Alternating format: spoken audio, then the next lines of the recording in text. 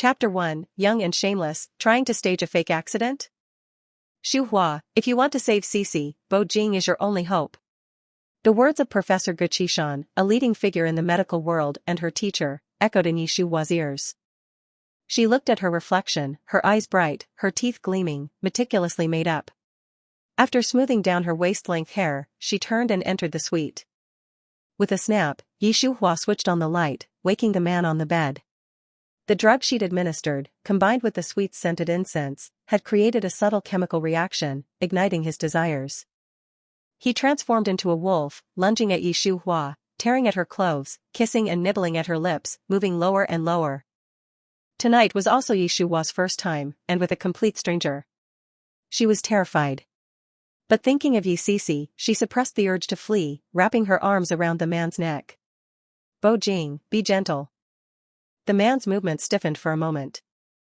But quickly, he launched an even more domineering assault, completely lacking in tenderness. Yishuhua felt like her whole body was about to break, her back was about to snap, but Bo Jing showed no signs of stopping. Did her drug have enhancing properties? It shouldn't, right? Bo Jing kissed Yishuhua's neck, passionately murmuring, "Be good, don't hold back. Cry out, let me hear it." Bo Jing's words were laced with seduction. Yishuhua went from initial awkwardness and shyness to later cooperation and surrender. That kind of joy, where both soul and body floated among the clouds, was intoxicating and addictive. Yishuhua moaned softly. Hearing the sound, a small hand gently shook Yishuhua's arm. "Mommy, are you awake?" Yishuhua groggily opened her eyes, and then saw a little face that was almost identical to her own. It was none other than her precious daughter, Xiaobao Yizijing. Yishuhua. She had actually had that kind of dream? And the person in the dream was Bo Jing, the man she had spent a passionate night with 7 years ago, the father of her 4 children. Yishuhua, oh Yishuhua, just how desperate are you? Perhaps Yishuhua had been staring at Xiaobao for too long. The little girl blinked her large, dark eyes and called out to her again, "Mommy." Yishuhua snapped out of it and gently ruffled Xiaobao's hair. I'm awake." As she spoke, she glanced at the time, 1:30 p.m. Xiaobao should be in school at this hour. Yishuhua's face darkened. "Yizijing, you skipped school again." Xiaobao shook her head vigorously, like a rattle drum, and raised her hand in a vow. "Mommy, I didn't skip school. Big brother told me to come back and tell you, second brother is missing." Outside Bo Jing's private estate, a little boy, dressed in a white shirt and denim overalls, carrying a small backpack, wearing a baseball cap and large sunglasses, stood coolly. He said to the over 50-year-old housekeeper, "I am Bo Jing's biological son, I want to see him." The housekeeper scrutinized the boy in front of him carefully, from head to toe. "Little kid, how old are you?" he asked. 6 years old. The housekeeper chuckled. "So young and already up to no good, trying to stage a fake accident?" "Sorry, you've got the wrong person. Our young master is single and unmarried, he couldn't possibly have a son as old as you." The little boy took off his baseball cap and the large sunglasses that covered half his face, revealing his features. The housekeeper was stunned.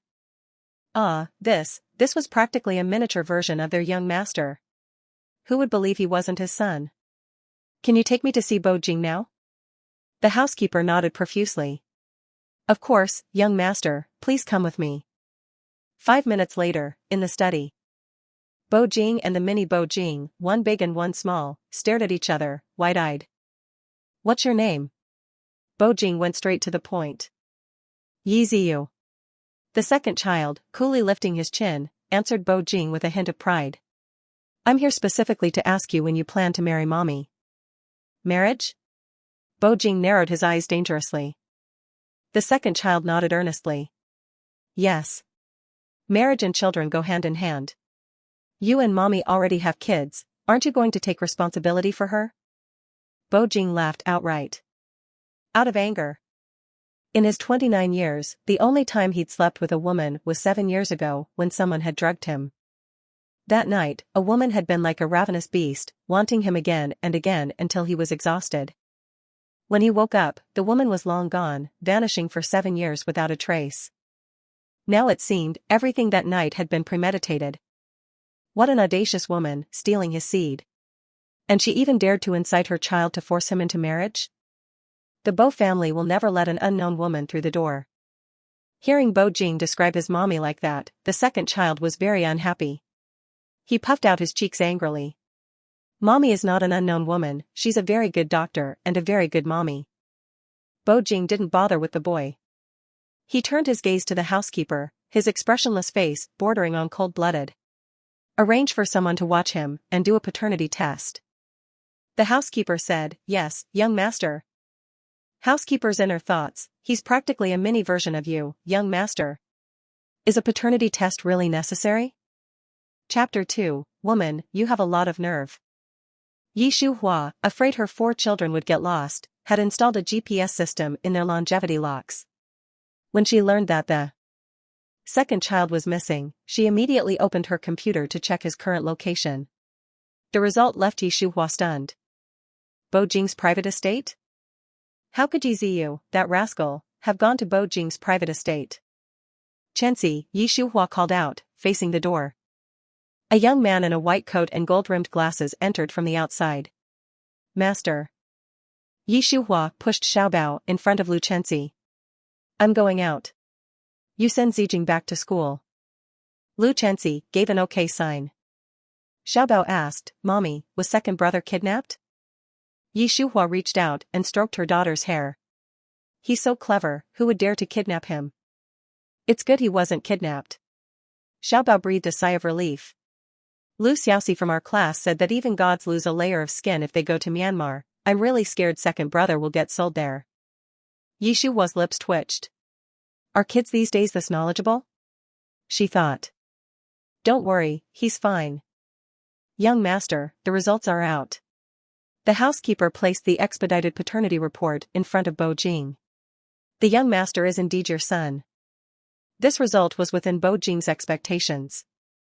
He gave a faint Just as he was about to tell the housekeeper to bring the second child to him, a bodyguard came over and bowed. Young master, there is a woman outside looking for you.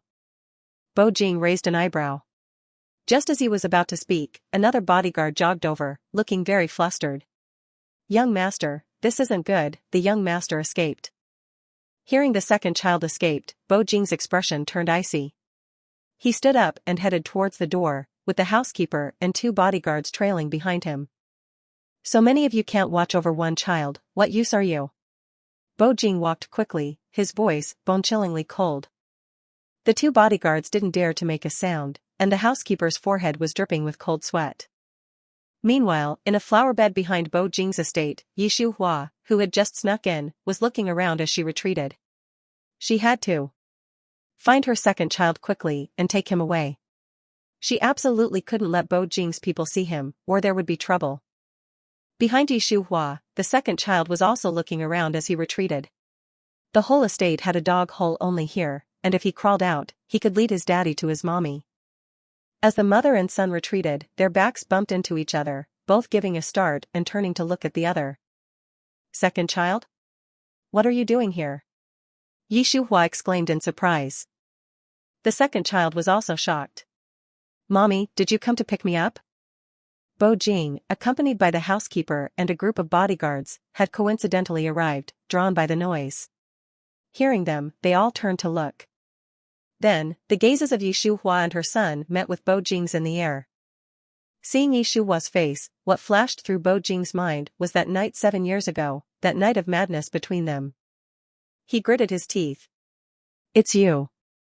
Shuhua's brain went blank for a few seconds, before she said with an awkward smile, I was just passing by, would you believe me? Bo Jing ignored her, and instructed his men directly, take them away. In the study, Bo Jing backed Shuhua against a wall, his large, well-defined hand clutching her chin, his expression so gloomy it was almost dripping water. 7 years ago, you schemed against me?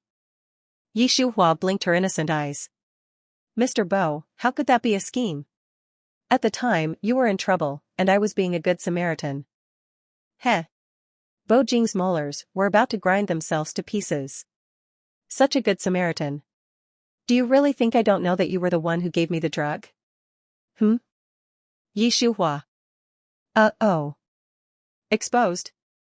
Bo Jing narrowed his eyes dangerously, his hand gripping harder. Scheming against me 7 years ago, stealing my seed, and then using my child to force me into marriage 7 years later.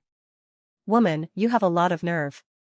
Yi Shuhua felt pain, her brows furrowing into a shape. Mr. Bo, you've misunderstood. I originally. Bo Jing didn't give Yi Shuhua the chance to finish, pulling out his phone and dialing a number. Notify the legal department, spare no expense, take back custody of my son. The worst-case scenario had finally happened. Yi Shuhua suddenly felt a headache coming on. She bit her lip and reached out to snatch the phone from Bo Jing, but as she did, she accidentally knocked Bo Jing to the ground. It was a very ambiguous position, with her on top of him. Yi Shuhua was completely unaware of it, only frantically trying to hang up Bo Jing's call, but then she was surprised to discover that he hadn't even been on a call. You weren't calling? Yi Shuhua slammed the phone onto Bo Jing's chest. Bo Jing, are you playing with me? Bo Jing hadn't yet recovered from the shock of Yi Shuhua so boldly knocking him to the ground, and then the phone slammed onto his chest. Looking at her, looking angry like a cat with its fur bristling, he couldn't help but raise his eyebrows. You have no chance of winning against me in a court of law. I believe you are a smart woman. Voluntarily handing over the custody of my son and taking a lump sum of compensation is the best option for you. Apart from the second child, Yi Shuhua still had the eldest, third, and youngest. To prevent Bo Jing from discovering the other three, she decided to adopt a strategy of delay. Mr. Bo, can I have some time to consider it? 5 minutes, Bo Jing said. Yi Shuhua frowned. These years, the child has always been by my side. I really need some time to think about it. The second child was being watched over in the living room by a group of bodyguards and the housekeeper. He was fidgety, his eyes constantly glancing at the study upstairs. The housekeeper said, Young master, don't worry, the young master won't make things difficult for your mother.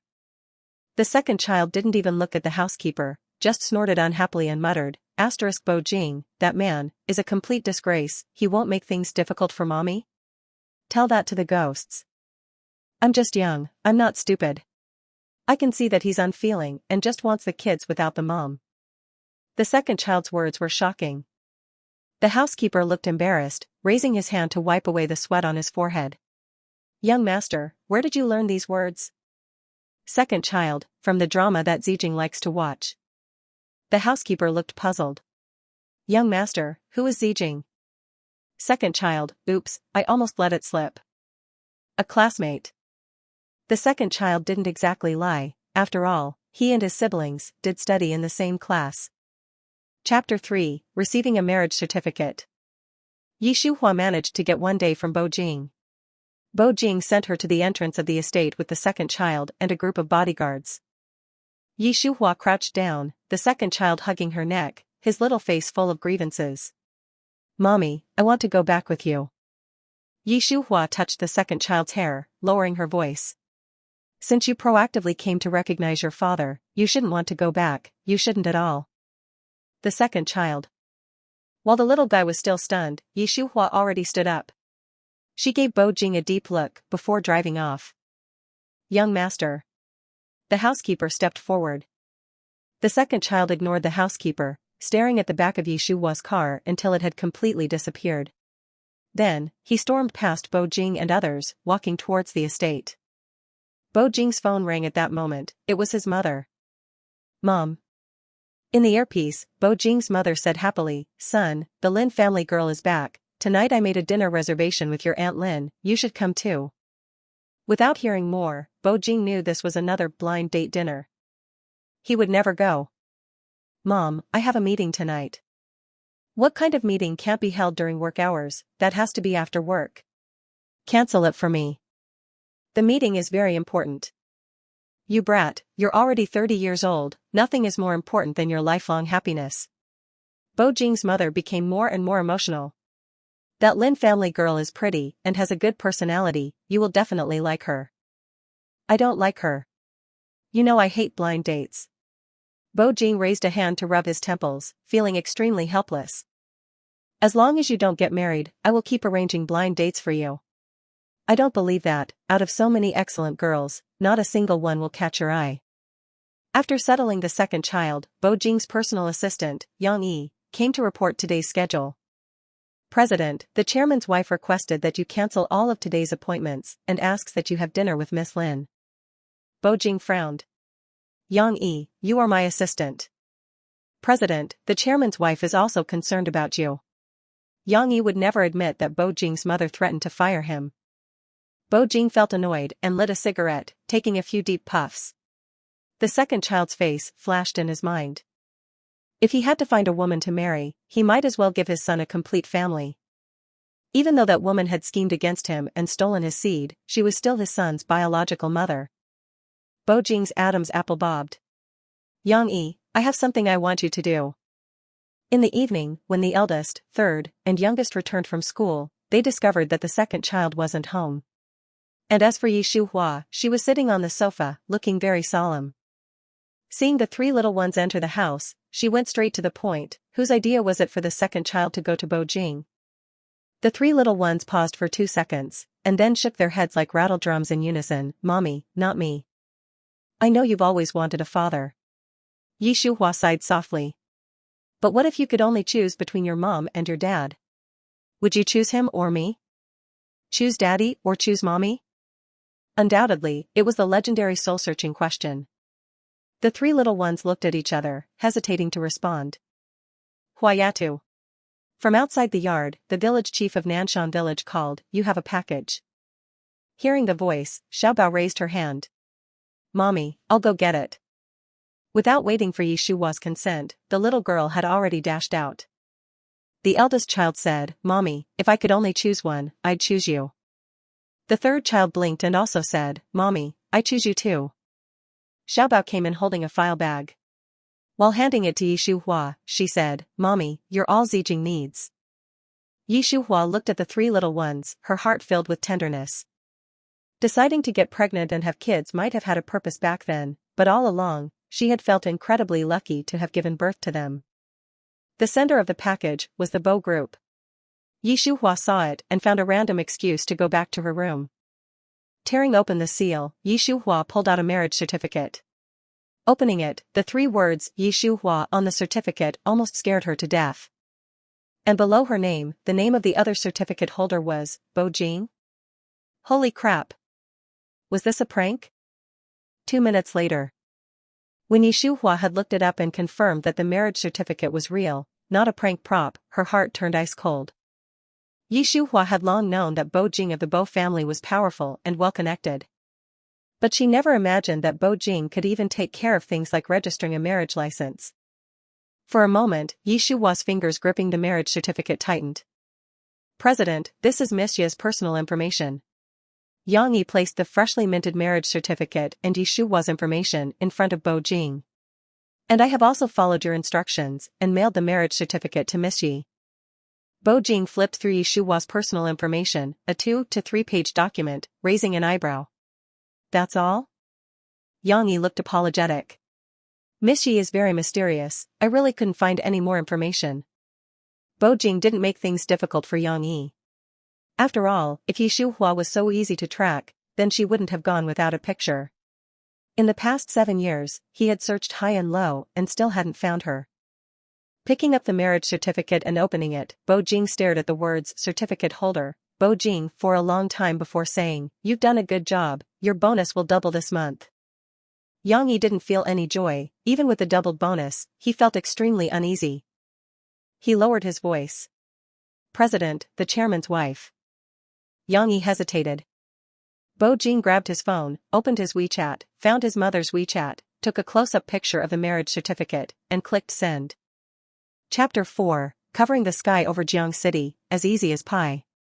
Yi Shuhua and her 4 children were having dinner when Bo Jing, clad in a tailored suit, forcefully intruded into their yard. Seeing Bo Jing, the eldest and third children inside were dumbfounded. Huh, how did Daddy come here? The youngest's eyes sparkled, ecstatic. Wow, Daddy is here. Yi Shuhua, after a brief moment of shock, instinctively got up and forced the 3 little ones into the nearest room. Before closing the door, she sternly warned them, between him and me, you can only choose one. The 3 little ones blinked innocently and chorused, Mommy, we choose you. Yi Shuhua, hearing this, felt slightly relieved. After quietly closing the door, she walked to the entrance, her eyes wary as she stared at Bo Jing standing in the middle of the yard. "Mr. Bo, you're not welcome here. Please leave immediately." Bo Jing came to her door, intending to bring Yi Shuhua back to meet his difficult mother. He didn't expect that the moment he arrived, this woman would be so brazen as to order him away. He, Bo Jing, had dominated the business world, destroying all obstacles in his path, and wherever he went, he was respected and flattered. How could this woman, Yi Shuhua, dare to treat him like this? Seeing the disgust in her eyes, he felt furious. "Did you receive the marriage certificate?" he asked her coldly, his eyes devoid of warmth. If he hadn't mentioned the marriage certificate, it might have been okay, but now that he had, Yi Shuhua felt even angrier. This man, who had acted without integrity and used underhanded means to obtain a marriage certificate with her, actually had the audacity to ask. Did he really think she was an easy target? "If a tiger doesn't show its claws, do you think I'm a Hello Kitty?" Yi Shuhua's brows slightly furrowed as she walked, her face flushed with anger, until she stood before Bo Jing. She spoke almost through gritted teeth, "You illegally obtained the marriage certificate without my permission. It's against the law." "Oh?" Bo Jing raised an eyebrow. "So, what do you plan to do? Times have changed. Your Bo family can't expect to control everything." Bo Jing raised an eyebrow. "Controlling everything is a bit difficult, but covering the sky above Jiang City is as easy as pie." As he finished speaking, the man leaned down slightly, his lips hovering near Yi Shuhua's earlobe. He whispered silkily, "My son, Bo Jing's son, has no reason to live in exile. Nor can he be an illegitimate child. As the child's biological mother, I'm granting you the honor of raising him with me." Yi Shuhua's lips twitched. "Ugh, honor? I'll honor your great-grandfather. Who did he think he was? If it weren't for that troublemaking son, Yi Ziyu, who went behind her back to find him and insist on being his son, what would Bo Jing have to do with her? He's just running around like he owns the place. He's really something." While Yi Shuhua was silent, Bo Jing continued, "Since you schemed to provoke me and had my child, you should realize that you can't escape me for the rest of your life." Yi Shuhua gave Bo Jing a look, as if he was a moron. She didn't say a word, but her eyes were full of hostility towards Bo Jing. It did not escape his gaze. Then, he felt that his dignity had been challenged in an unprecedented way. He smiled coldly, "You have no other choice. Yi Shuhua, I'll give you 3 minutes to think. Either you come with me, or you can forget about ever seeing your son again for the rest of your life." Bo Jing had already said it this way. Did Yi Shuhua still need to think? After grinding her molars, she said reluctantly, "I'll go with you." In the car on the way back to Bo Jing's estate, Yi Shuhua couldn't help but ask, under the man's intense gaze, "Did you know all along that I would agree to go with you?" "Yi Shuhua, you are a smart woman," Bo Jing answered indirectly. "There are so many women who are willing to bear your children, why do you have to?" Before she could finish her sentence, Bo Jing gave an ambiguous and then said seriously, "Isn't what I want obvious?" Yi Shuhua. "Bo Jing, to give my son a complete family." Yi Shuhua suddenly felt a headache. Was this man crazy? Did he not understand? She had no interest in marriage, let alone marrying Bo Jing. Bo Jing handed her a few more pages. "Sign this." Yi Shuhua mechanically accepted the agreement. Then he leaned back lazily against the car window and smoked, one puff at a time. She was carefully looking over the agreement he had given her. The further down she read, the worse Yi Shuhua's expression became. "Bo Jing, you're going too far."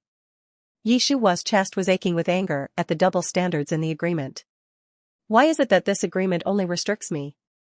When you marry me, you become the Yi Shuhua of the Bo family. Your every word and deed will affect the reputation of my Bo family," Bo Jing said casually, as if they were discussing the weather. Yi Shuhua, at her wit's end, instead laughed. "It's 2024 already, the Qing dynasty has been gone for more than 100 years, Bo Jing, are you okay?" Bo Jing reminded her coldly, "You should be grateful that you are the biological mother of my son, otherwise do you think you could still be sitting here talking to me?" Yi Shuhua. Without uttering a word, he held out an expensive-looking pen to her. "Sign it." After arriving at the estate, Bo Jing took a call and went to the study to hold a video conference. Yi Shuhua, on the other hand, was led to the children's room on the second floor by a maid, where she saw the second child. "Mommy? Did Daddy bring you here?" Seeing Yi Shuhua, the second child couldn't hide his joy. Yi Shuhua had been forced to sign an unequal marriage agreement. The main culprit was the second child. Now that she saw him, she should beat him up as planned. But looking at the joy on the little guy's face, she couldn't bear to do it. Sigh. "He's my own flesh and blood, what can I do?" She slowly walked forward, reaching out to touch the little guy's hair. "Bo Jing and I have already registered our marriage. As you wished, you are now a child with both a father and a mother." The second child did want both parents, he did want the family to be reunited, but so fast was a bit beyond expectations. A look of shock flashed across his dark eyes. Then, in disbelief, he asked, "Mommy, are you telling the truth?" Yi Shuhua, Then are Ziming, Zenon, and Zijing here too? The second child continued to ask. Yi Shuhua shook her head, Bo Jing doesn't know of their existence. "Why?" The second child pouted, feeling unjustly wronged. "Mommy, can't we all be together? Daddy and Mommy can only choose one. The eldest, the third, and the youngest all chose me." Then Yi Shuhua changed the subject. "Ziyu, what about you? Who do you choose?" Chapter 5, A moment of weakness, she provoked someone she couldn't afford to offend. The father she had never met before today versus the mother she had lived with for 7 years, over 2,000 days and nights, it seemed like a no-brainer. But for the second child, having to choose between Daddy and Mommy was like having to choose to keep only his left hand or his right hand. He was the one among the 4 siblings who most yearned for family reunion. And it was because of this that he took the risk of going to recognize his father. Now that Mommy was making him choose, he really didn't know what to do. For a moment, his face, which was identical to Bo Jing's, was filled with difficulty. Seeing this, what did Yi Shuhua not understand? You little ingrate. This mother he had lived with was not as good as Bo Jing, the biological father who only contributed his sperm? Not wanting to hear an answer she wouldn't like from the second child, Yi Shuhua simply said, "It's late, we can think about choices later, go to bed early tonight." After saying that, Yi Shuhua was about to head towards the door. The second child quickly reached out and grabbed her clothes. "Mommy, are you angry?" "I'm not angry," Yi Shuhua said truthfully. "I just didn't expect that you little ingrate, wouldn't be able to make a choice." The second child drooped his eyes, not daring to look at Yi Shuhua's face, and whispered an apology, "Mommy, I'm sorry." Looking at the top of the little guy's head, Yi Shuhua sighed, "It's my fault that I can't give you a complete family. But there are some things I can't help. You will understand when you grow up." Yi Shuhua was really tired after a busy day. Coming out of the second child's room, she randomly found a maid and intended to have the maid take her to a free room to rest. "Miss Yi, the young master asked me to take you to rest." Unexpectedly, the maid spoke up on her own. "Thank you," Yi Shuhua said, thanking her after a brief pause. The maid took Yi Shuhua to a lavishly decorated room. "Miss Yi, good night." Yi Shuhua smiled and sent the maid away. As soon as she closed the door, she went straight to the bathroom. Soaking in the bathtub, she relaxed completely. She couldn't help but sigh, being rich is great, even the guest room is so luxurious and high-end. Okay. This is very Bo Jing. Bo Jing returned to his room and discovered the light was on in the bathroom. How impudent. Who had the audacity to enter his private domain? Bo Jing's face darkened. He strode into the bathroom and then saw Yi Shuhua lying in the bathtub, her expression relaxed, sound asleep. The bathtub was filled with bubbles, obscuring her figure below the surface. But her neck was very fair, her face was a little flushed from the heat, adding a touch of allure. Bo Jing was a clean freak, he should be angry, he should drag her out and make her leave. But looking at Yi Shuhua like that, Bo Jing not only didn't want her to leave, he even wanted her to stay, just like that night 7 years ago, he wanted to be with her. A wave of heat spread through his body, and something deep within him quietly stirred. Bo Jing, unbelievably, had feelings for a woman while he was conscious. Damn it. After cursing under his breath, Bo Jing loosened his tie and then walked closer to the bathtub. Yi Shuhua. The man's voice was low and hoarse, with a hint of inexplicable restraint. Yi Shuhua was startled awake. After a brief moment of confusion, she realized something, covering her chest with her hands. She shouted, "Ah! Bo Jing, you beast in disguise, how did you get in? Who let you in? Get out, get out." Bo Jing did not expect Shuhua's reaction to be so strong. He hesitated for a moment before leaving the bathroom. After he left, Shuhua hurriedly wrapped herself in a bathrobe. She repeatedly took deep breaths and calmed down before going outside. All the lights in the room were turned on. Bo Jing was sitting on the sofa, legs crossed, fingers gently tapping his kneecap, his eyes unfathomable as he watched Shuhua come out. "Entering my room, using my bathtub, wearing my bathrobe. Shuhua, that move of throwing yourself at me was pretty smooth." Bo Jing's words trailed off. Shuhua's face was burning red, so embarrassed that she wanted to find a hole to crawl into. "Bo Jing, you might not believe me, but it really is a misunderstanding." Bo Jing gave a curt "Oh. Do you believe it yourself?" "It really was a misunderstanding, it was your maid who took me here. I thought." Halfway through her explanation, Shuhua felt it was unnecessary, and simply went the other way. "Bo Jing, I have no interest in you, so naturally I have no intention of throwing myself at you. Go to sleep early, I'm leaving now." Shuhua turned and left, decisive. Bo Jing's gaze darkened, his anger unabated. He strode over and blocked Shuhua, pinning her against the door. "No interest in me? Not deigning to throw yourself at me? What, are you not the Shuhua who drugged me 7 years ago, spent a crazy night with me, and then gave birth to my child?" Shuhua. This man, was he bringing up old scores now? She was silent. He narrowed his eyes dangerously, his teeth grinding together as he said, "Shuhua, the rules of the game are only decided by me, Bo Jing. As for you." Halfway through his sentence, his cold, sensual lips landed on her fair swan-like neck. He opened his mouth and bit down. The bite was not gentle. Shuhua sucked in a breath of cold air in pain. Bo Jing didn't let go until his mouth started to fill with the taste of blood. With one hand, he wiped the blood from the corner of his mouth, and with the other, he patted her face. "Mrs. Bo, don't forget your place."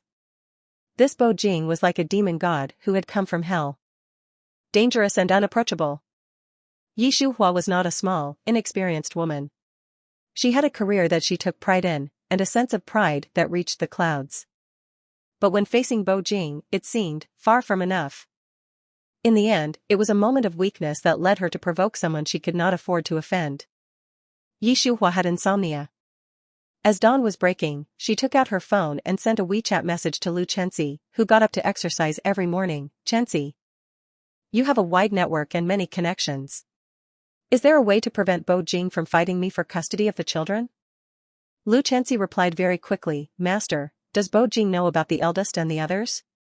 While Shuhua was typing, Lu Chenxi called. "Master, when did this happen?" Shuhua sighed. "Don't even mention it. Ziyu, that rascal, actually went to him on his own."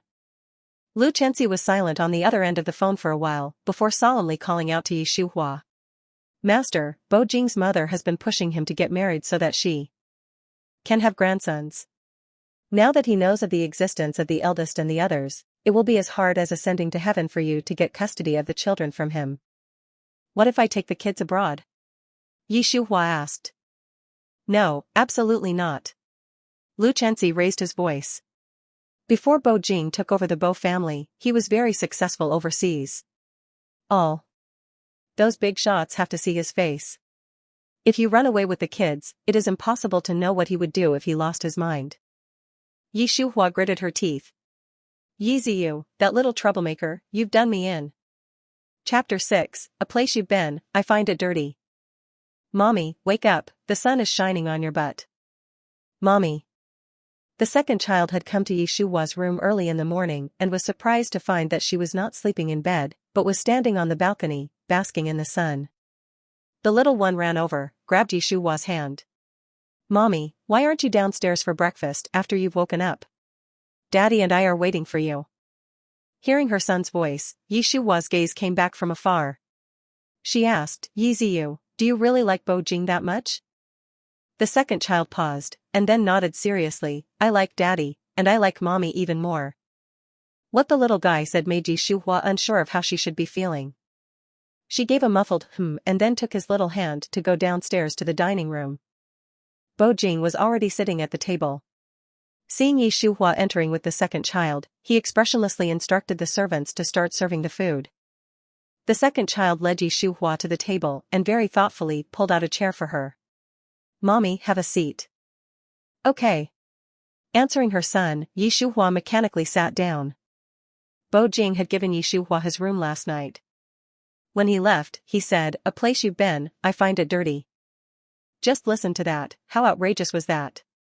But now, in the dining room, he was acting as if nothing had happened. He even looked at her after breakfast was served and said, "Have dinner at the old residence tonight. I will pick you up when I'm done with company matters." "Mommy, Daddy said he'll pick you up when he's done with work."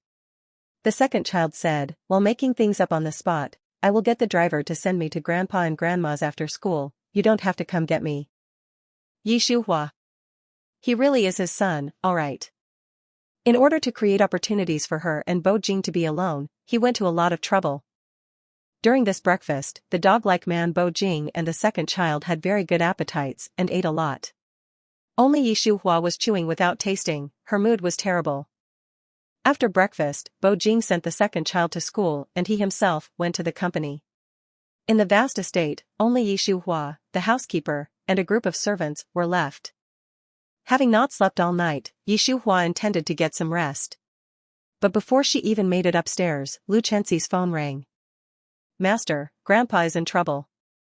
The grandfather that Lu Chenxi spoke of was Yi Shuhua's mentor, Guqishan. Hearing that something had happened to him, Yi Shuhua walked directly out of the main building, casually picked one of Bo Jing's cars, and drove away. "Where are you?" After the car had left the estate, Yi Shuhua finally asked. "Lu Chenxi, you are at the medical laboratory at Jiangqing University." When Yi Shuhua arrived at the lab, Guqishan had already received basic first aid from her senior brother Ling Zhan. But because the situation was too sudden, they could only leave him lying on the ground and hadn't dared to move him. Well, in case something happened. Yi Shuhua put on a white coat, a mask and medical hat and gloves. She walked quickly to Guqishan. "Senior brother Ling, how is teacher?" Ling Zhan's face was grave, his voice full of self-blame. "I can't tell what's wrong, I could only seal some of teacher's main acupuncture points in time and gave him one of the cardioprotection pills you developed." Yi Shuhua crouched down to examine Guqishan. The more she checked, the darker her face became. In the end, she almost squeezed the words out through gritted teeth, "Senior brother Ling, teacher has been poisoned." While speaking, Yi Shuhua looked at Lu Chenxi. "What did he eat? What did he drink? Who did he meet? The more details you can give me, the better." Lu Chenxi carefully recalled everything. She reported to Yi Shuhua in great detail. "Because of my mother, Grandpa has been focusing on researching a special medicine that can completely cure lupus. Early in the morning, he said he had a new research direction, and I drove him here to the lab." "That's it?" Yi Shuhua was both trying to give Guqishan the antidote while asking. "It should be, right?" Lu Chenxi murmured, not entirely certain. But soon, she remembered something else and suddenly raised her voice. "I remember now. Master, someone sent Grandpa a bottle of water." Yi Shuhua was using the 9-cycle divine needles, a technique lost to the medical world, which required precision and strength and in the depth of the needles. A slight carelessness could backfire, harming someone's life. In just a few minutes, sweat had already begun to form on Yi Shuhua's forehead. Ling Zhan watched on with a pounding heart, unable to help, he could only pray that Yi Shuhua would save Guqishan. After an unknown amount of time, Guqishan coughed violently several times and then spat out a large mouthful of black blood, before passing out again. Looking at the pool of black blood, Yi Shuhua sighed in relief. She raised a hand to wipe the sweat off her face and asked Lu Chenxi, "Where is that bottle of water?" Lu Chenxi had already taken it. She had been waiting for Yi Shuhua to ask and handed the water over to her as soon as she asked. "Master, it's here." While taking the water, Yi Shuhua told Ling Zhan and Lu Chenxi, "For now, don't leak the news about teacher's poisoning." Bo Jing returned to his office after a meeting. It was already noon. He didn't know what had gotten into him, but the image of Yi Shuhua's face flashed across his mind. He then wanted to see what she was doing, so he opened the surveillance cameras of the estate. Yang Yi, standing to one side, saw his president had taken to playing voyeur and very quietly spoke, "President, if you want to know what Miss Yi is doing, you might as well make a call." Yi Shuhua was not in any of the surveillance footage. Bo Jing thought he should give her a call. He called the housekeeper and questioned him in a not-so-kind tone. "Where is Yi Shuhua?" "Young master, Miss Yi drove out." "When did this happen?" Bo Jing's voice became even less kind. The housekeeper trembled as he spoke. "Miss Yi left a few minutes after you did." Bo Jing hung up the phone without another word. "Damn woman, I told her to wait at home, how dare she run off?" Due to his displeasure, Bo Jing's knuckles turned white as he gripped his phone. He called for Yang Yi and ordered him, looking gloomy, "Prepare the car." "Yang Yi, President, where are you going?" Bo Jing said through gritted teeth, "Where Yi Shuhua is, that's where I'll go." "Understood, President." After responding, Yang Yi retreated from Bo Jing's office. At this moment, Bo Jing's phone rang. It was his friend, Si Huiqing. "Bo Jing, you, a rare iron tree that never blossoms, have actually gotten married? Congratulations." "Yang Yi, that big mouth, what a liability." Si Huiqing seemed to guess that Bo Jing might misunderstand Yang Yi, and hurried to explain for Yang Yi. "It's not Yang Assistant's fault. It's just that I happened to be at the marriage registry office yesterday." "What were you doing at the marriage registry office? Are you getting married again?" Bo Jing scoffed. Si Huiqing clearly did not want to talk about this topic, and changed the subject rather abruptly, but it was effective. Because he said, "Bo Jing, I saw your new wife at a restaurant next to Jiangqing University." Si Huiqing also sent Bo Jing a short video. In the video, Yi Shuhua was sitting opposite a man, chatting and laughing. She never had a good look when she faced him. But when facing another man, she understood how to make him happy. Heh, woman. Chapter 7, Yi Shuhua, you tell him, who am I to you? Yi Shuhua hadn't eaten much for breakfast. After detoxifying Guqishan and studying the components of the water bottle, it was already time for lunch. Ling Zhan had asked her to eat with him, and she couldn't refuse. But she never expected that this meal would lead to trouble. As she and Ling Zhan came out of the restaurant and walked to the entrance of Jiangqing University, they saw a very expensive Rolls-Royce parked there, with the license plate number Jiang A99999. The surrounding pedestrians were drawn by it, stopping to watch the show. Yang Yi got out of the driver's seat and opened the back door. "President." Bo Jing stepped out of the car. The first thing people noticed was his expensive, custom-made leather shoes, followed by his immaculate trousers, and finally, the man himself. He was good-looking, with sharp, handsome features, so handsome it was enough to make both gods and men jealous. He was 193 centimeters tall, and his entire outfit was expensive. The world's only high-end luxury watch on his wrist further demonstrated his noble status to everyone. The onlookers squealed. "Wow, he's the president of the Bo Group, Bo Jing, known as the local emperor of Jiangqing.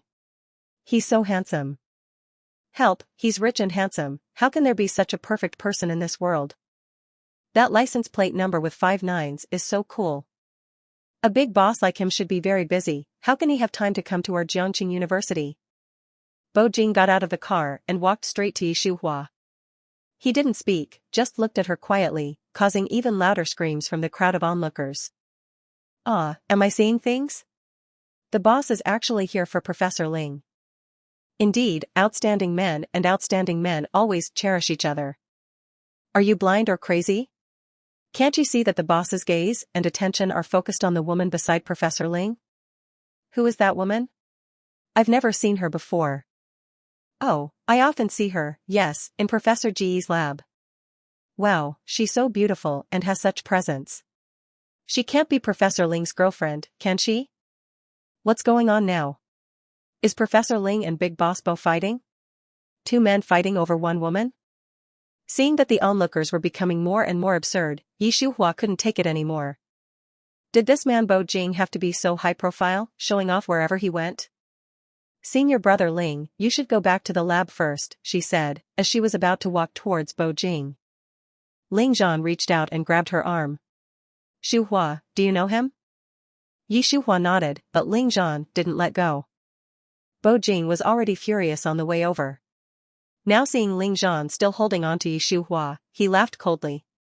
He sneered, his eyes full of ridicule. Yi Shuhua, you tell him, who am I to you? Yi Shuhua didn't respond to Bo Jing, but she had already pulled her hand out of Ling Zhan's grasp. Senior brother Ling, I have something to deal with, I won't be going back to the lab for now. Yi Shuhua was carried into the car by Bo Jing. Yes, literally, like that, head down and feet up. After tossing her onto the back seat, he bent down and squeezed in, grabbing her chin with his large hand. Yi Shuhua, are you trying to give me a cuckold? Are you tired of living? Yi Shuhua was bewildered. Cuckold? What the hell? While she was bewildered, Bo Jing spoke again. It seems I wasn't clear enough last night, and you mistakenly thought I was easy to talk to. When did I give you a cuckold? Yi Shuhua, now understanding what he was referring to, asked back, unhappily. Bo Jing didn't waste time talking nonsense. He directly pulled out his phone and opened the video that Si Huiqing had sent him. Open your eyes and look at this carefully. Yi Shuhua watched the video, but she was even more speechless. I had a normal meal with my senior brother, how did that become me giving you a cuckold? Senior brother? Bo Jing said with sarcastic undertones. Sounds like you're quite close. Yi Shuhua was so angry that her face had turned red because she had been falsely accused. Bo Jing, if there's something wrong with your brain, go see a neurologist. If you can't get an appointment, I don't mind jumping the queue for you. Bo Jing, a prodigy, had always been surrounded by people who agreed with whatever he said. He had never encountered someone like Yi Shuhua, who was so combative and deliberately trying to upset him. Yi Shuhua, don't think that just because you gave birth to my son and piqued my interest, you can act as if you own the place and do whatever you want. Do you believe that I can crush you as easily as an ant? Yi Shuhua didn't mind admitting to things she had done. But things she hadn't done, and was being forced to admit? Sorry, she couldn't. The more arrogant and imperious Bo Jing became, the more she revolted, and directly gave up. Oh, so I'll leave then? Bo Jing. I really want to strangle her. Luckily, he still had some reason left. Before he could actually hurt her, he said through gritted teeth, get out. This one word almost came out through his teeth. Little did he know, that's what Yi Shuhua wanted more than anything. She didn't want to be with this arrogant man for even a second longer. Yi Shuhua got out of Bo Jing's car and went straight back to the lab. Ling Zhan looked at her with concern. Shuhua, are you okay? I'm fine. As Yi Shuhua spoke, she looked at the time and reminded Ling Zhan. Senior brother, your afternoon class is going to be late. Ling Zhan wanted to say something, but when he saw that Yi Shuhua didn't want to talk about it, he finally closed his mouth and went to teach his students. Lu Chenxi was in charge of taking care of Guqishan, so the vast lab was left with only Yi Shuhua in the afternoon. Because of Bo Jing, her mood was really not good. Luckily, she was the type of person who didn't dwell on things. After a brief adjustment, she threw herself into her research again, continuing to study the components of the water bottle. By the time she had almost figured it out and left the lab, it was almost 6 o'clock. At this time, the second child called. Mommy, have you come to Grandpa and Grandma's house yet? Daddy and I are here. Hearing that the second child was there, Yi Shuhua replied wearily, okay, I'll be there as soon as possible.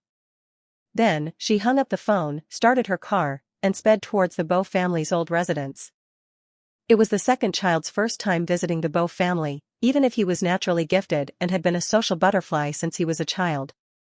If she wasn't there, he would definitely feel uncomfortable.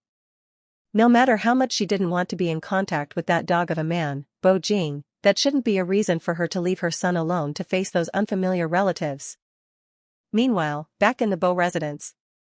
After making the call, the second child curiously asked Bo Jing, Daddy, why did we lie to Mommy when we hadn't arrived yet? Bo Jing rarely reached out to ruffle his son's hair and avoided the question, to give her a surprise. Bo Jing wouldn't admit that it was because he had been too harsh on Yi Shuhua at noon. He had sent Yang Yi to investigate further.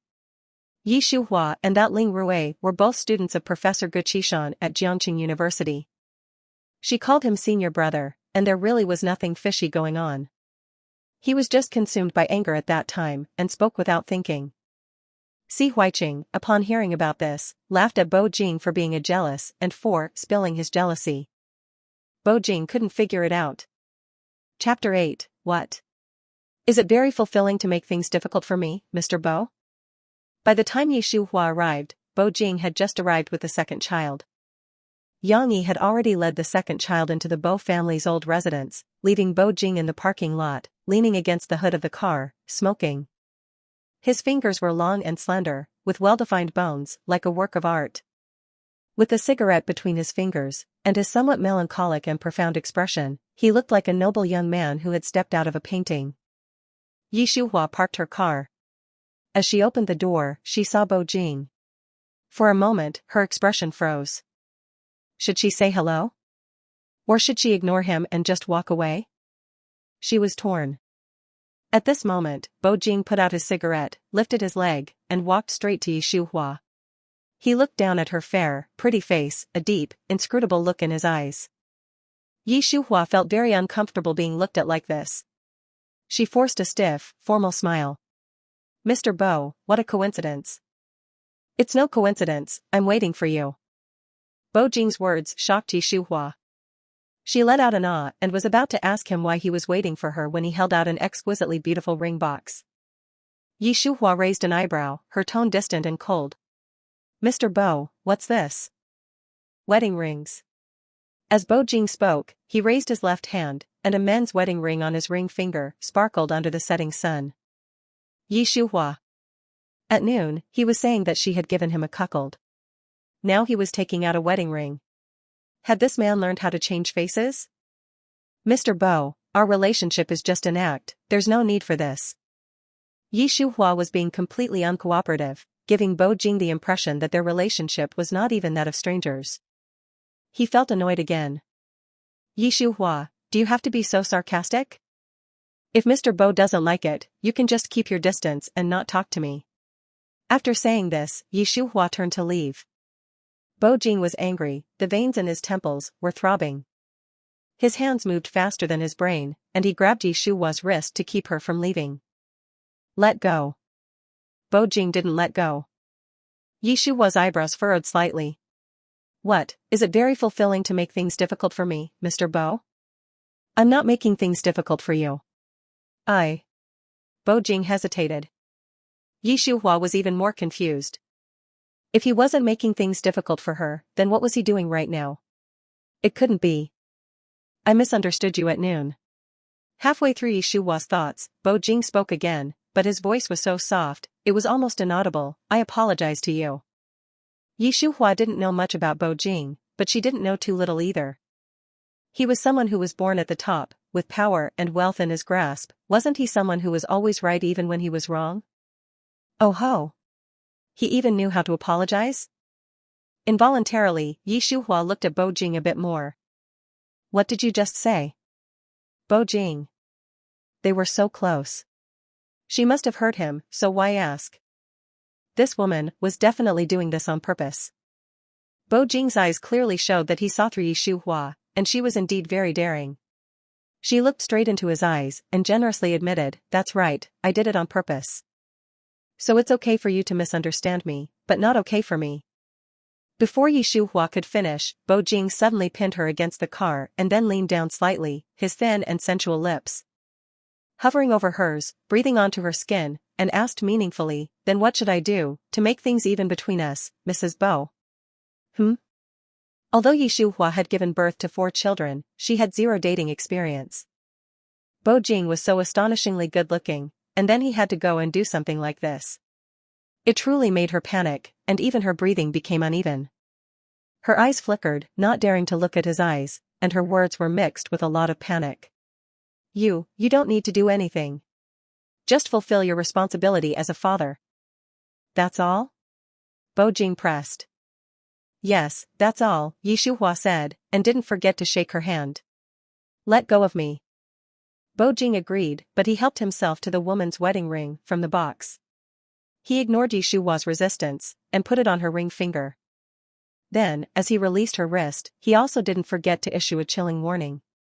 Don't take it off. Yi Shuhua. The second child looked exactly like Bo Jing when he was a child. Compared to the current Bo Jing, he was a miniature version of him. Neither Old Master Bo, nor Bo's father and mother, could doubt that he was not Bo Jing's son. Let's just say that yesterday they were worried about Bo Jing's personal life, but today, Bo Jing came back with a wife and child. And such a big child. It was truly like a day in hell, and a day in heaven. They liked the second child very much. In addition, the second child had the amazing social skills of a natural social butterfly. He was calling out great-grandpa, grandpa, and grandma left and right, filling the entire Bo residence with laughter. When Old Master Bo asked the second child about Bo Jing and Shuhua, the second child smiled mischievously, raising an index finger to his lips. Shu. Shu? Old Master Bo was puzzled. Bo's father and mother also looked surprised. The second child lowered his voice and whispered like a thief. Daddy and Mommy haven't seen each other all day. They must be chatting quietly outside. Great-grandpa, grandpa, grandma, we can't disturb their private time. Hearing the phrase, private time, come from the little guy's mouth, Old Master Bo couldn't help but laugh. Ziyu, you even know that? Of course, the second child covered his mouth with his hands, and said to the three elders, Great-grandpa, grandpa, grandma, I'm still waiting for Daddy and Mommy to have a younger brother or sister for me. Hearing this, the three thought that the little guy made a lot of sense. And so, there was the following scene. Ziyu is so well behaved, here, this is Great-grandpa's gift. Ziyu, this is Grandpa's. Ziyu, Grandma has a gift for you too. By the time Bo Jing and Shuhua had come in, the second child had already received a lot of gifts from the three elders, all of which were expensive. He felt great about it, and he started calling out to people even more sweetly. Daddy. Mommy. Before, Bo Jing had had no feelings for the son who had come to his door. But at this moment, he felt like he had been struck by something, and all his meridians were cleared. He really felt the feeling of being a father. For the first time, a look resembling a kind father appeared on his usually expressionless face. He said to the second child, Come here. The second child gave an O and walked to Bo Jing and Shuhua with joyful steps. Bo Jing and Shuhua each held one of the second child's hands. The family of three stood in front of Old Master Bo, Bo's father, and Bo's mother. Grandpa, Dad, Mom, let me introduce you, my wife, Shuhua. Chapter 9, Only I Can Save Him, You Must Believe Me. Shuhua was a well-educated and polite woman. As soon as Bo Jing finished speaking, she went to the three elders and handed over the gifts she had prepared. Grandpa, Dad, Mom. It's a pleasure to meet you, these are some small gifts I prepared for the three of you. Shuhua's gifts were truly small. 3 ordinary wooden boxes, which were not even 2 fingers wide. But Old Master Bo, Bo's father, and Bo's mother really didn't care. They had seen so many good things in their family, it didn't matter what Shuhua sent. What's more, Shuhua was absolutely a top-tier beauty, no matter if you looked at it from a secular or judgmental perspective. Her beauty was natural, not seductive. She was charming, but not vulgar, and the whole look was very spiritual. In order to meet Bo Jing's family, she had tidied herself up a bit, making her even more stunning. Upon receiving her gifts, and looking at her, Old Master Bo, Bo's father, and Bo's mother were all shocked. They truly did not expect that Bo Jing, who was not good with words, and had no skills in interacting with girls, could actually find such a beautiful wife, and secretly have a great-grandson, for their Bo family. Good, very good. Old Master Bo was happy, and he hurriedly told the servants of the old residence to start serving dinner. At the same time, he looked at Shuhua with a kind face. If that brat Bo Jing bullies you in the future, just tell Grandpa. I will teach him a lesson for you. As he spoke, Old Master Bo shoved a heavy, extra-large red envelope, that could completely fit an A4 piece of paper, into Shuhua's hands. Thank you for saving that stinky boy. For ending his single life, and thank you for giving our Bo family such a smart and cute child like Ziyu. This is Grandpa's change of address money and a gift for meeting you. The kindness of the elders should be accepted by the younger generation. Thank you, Grandpa, Shuhua said, accepting the extra-large red envelope, and then thanked them generously and naturally. Old Master Bo was very pleased. Next was Bo's father and mother. The two had prepared an extra-large red envelope together, which was comparable to Old Master Bo's in size and weight. After giving it to Yi Shuhua, Bo's mother said, "Shuhua, you have raised Ziyu very well, your dad and I are very grateful to you." Although Bo's mother didn't say it, Yi Shuhua was very clear that the extra-large red envelope was the gift for meeting her from Bo's father and mother. "Thank you, Dad, thank you, Mom." After thanking them, Yi Shuhua accepted the red envelope and put it away. Next, the three elders looked at Bo Jing together. "Now that you're married, you have to be good to your wife and child. There has never been a man in the Bo family who is not good to his wife." It was a threat, and it was also a warning. Bo Jing. Dinner was very lavish. Comparable to a full Manchu banquet. It was obvious that the Bo family was extremely satisfied with Bo Jing's new wife, Yi Shuhua, and the child she had given birth to. The atmosphere at the dinner table was not only good, it was exceptionally good. The second child was really well behaved and very good at pleasing the elders. He served food for old Master Bo, Bo's father, and Bo's mother, making Yi Shuhua a bit surprised. This kid was a real social butterfly. Even Bo Jing, a big shot who had seen the world, admired the second child's performance. He even thought of a phrase, like father, like son. He was truly worthy of being Bo Jing's offspring. In the midst of the harmonious atmosphere, old Master Bo, who had been smiling the whole time, suddenly clutched his chest, looking like he was in pain. Bo's father immediately exclaimed in alarm, "This is not good, Dad's heart disease has flared up, quick, Dr. Zhang." Dr. Zhang was the Bo family's family doctor. He had excellent medical skills. But after examining old Master Bo, he shook his head with a gloomy expression. Bo's father and mother's faces turned deathly pale. They knew very well about old Master Bo's physical condition. They were afraid. Bo Jing's face was also not looking good. He went over and grabbed Dr. Zhang's collar. "Didn't you say he could last a few more years? Why did he suddenly fall ill?" Bo Jing had a reputation. Most people couldn't afford to offend him. Dr. Zhang was so scared that he was almost crying, his voice trembling as he spoke. "Young master, the old man is old, he can't be compared to young people. His emotions have fluctuated too much recently, and his blood pressure is unstable, which led to..." But no matter how Dr. Zhang explained, Bo Jing didn't listen. He tightened his grip and threatened, "You have always been in charge of Grandpa's health. If anything happens to him, you can go down with him as a sacrifice. Young master, please spare my life. Young master." The second child liked old Master Bo very much. While he was worried about him, he was also a little scared by Bo Jing's terrifying side that he was seeing for the first time. He shrank back slightly and gently tugged at Yi Shuhua's clothes. "Mommy, great-grandpa is a very good person, I don't want anything to happen to him." Yi Shuhua's eyes were fixed on old Master Bo. She had seen countless cases of his condition. Under normal circumstances, normal doctors would only pronounce it as a death sentence. But by chance, she was Yi Shuhua. She had learned the 9-cycle divine needles from her teacher, Guqishan's ancestral books. As long as the person's heart hadn't stopped beating, she could save them. Afterwards, they would just need to have heart surgery in time. Hearing her son's words, she gently patted his head. "Don't worry, as long as Mommy is here, your great-grandfather will be okay." As soon as she finished speaking, Yi Shuhua directly stood up. "Let me try." Yi Shuhua's voice was too abrupt. Almost the instant her words entered the ears of Bo Jing and the others, their gazes fell on her face. In those gazes, there was doubt, disbelief, suspicion, and even ridicule. Unsurprisingly, the gaze of ridicule belonged to Dr. Zhang.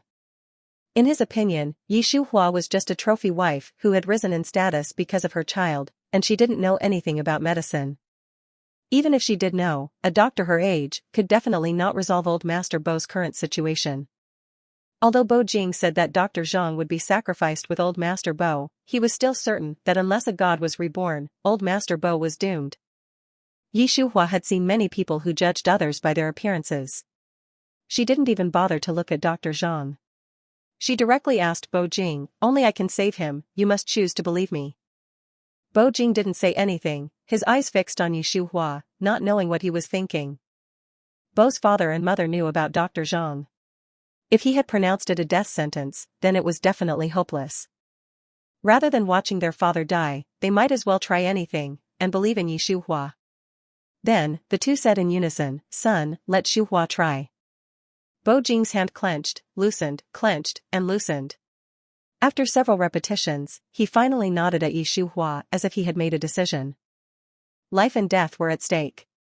Yi Shuhua obtained the agreement from Bo Jing and the others, and she directly instructed the old residence's housekeeper, "Get 9 silver needles, and be quick about it." Chapter 10, This woman is actually a disciple of a medical titan. It was about old Master Bo's life, and Yi Shuhua had said that she could save him, so the housekeeper treated her words like a divine order. In just 2 minutes, the old housekeeper came back with a box of silver needles, and they were the type used for acupuncture. After handing it to Yi Shuhua, and seeing that she had started to perform acupuncture on old Master Bo, the old housekeeper didn't forget to explain in a low voice, "I didn't feel so good a few days ago. This is what was left after the TCM doctor performed acupuncture on me."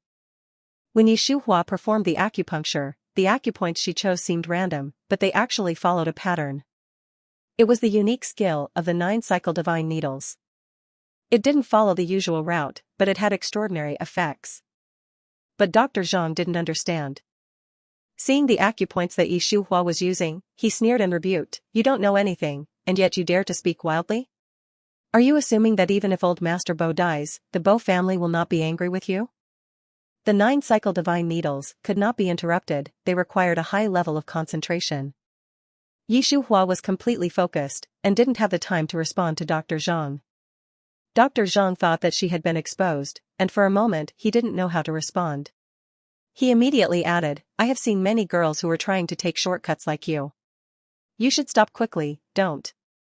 You useless quack, you can't do it yourself, but you don't allow others to do it either?"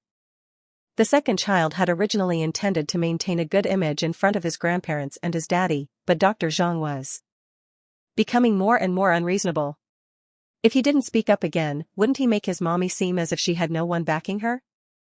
"Try saying another word, do you believe I'll beat you till you can't find your teeth?" As he spoke, the second child clenched his little fists in order to increase the credibility of his words, as if he was about to rush over to hit him at any moment. Dr. Zhang was so angry that his lungs were about to explode. If it wasn't for the fact that the second child was Bo Jing's biological son, looking exactly like Bo Jing, Dr. Zhang would have never been able to tolerate this. Unfortunately, there were no ifs. Because the second child was Bo Jing's son, Dr. Zhang couldn't afford to offend him, so even if the second child's every word and sentence was harsh, Dr. Zhang didn't dare to utter a sound. "If the young master says so, then I have no face to remain at the Bo family." But Dr. Zhang was very smart. He used the second child's rudeness to turn the issue around and distance himself from old Master Bo's illness. He was afraid that in his anger, Bo Jing would really make him be sacrificed with old Master Bo. "I'd rather leave now, so that you all aren't angry." Bo Jing, Bo's father, and Bo's mother didn't have a chance to speak before the second child spoke first. Get lost, our family doesn't need a useless quack like you. I'm only giving you 1 minute, if you let me see you again, I'll beat you to death, do you believe it?" That was exactly what Dr. Zhang wanted. He really didn't want to be involved with old Master Bo, who was as good as dead. All he wanted was to get lost as far as possible. As soon as the second child finished speaking, Dr. Zhang escaped with his belongings in tow.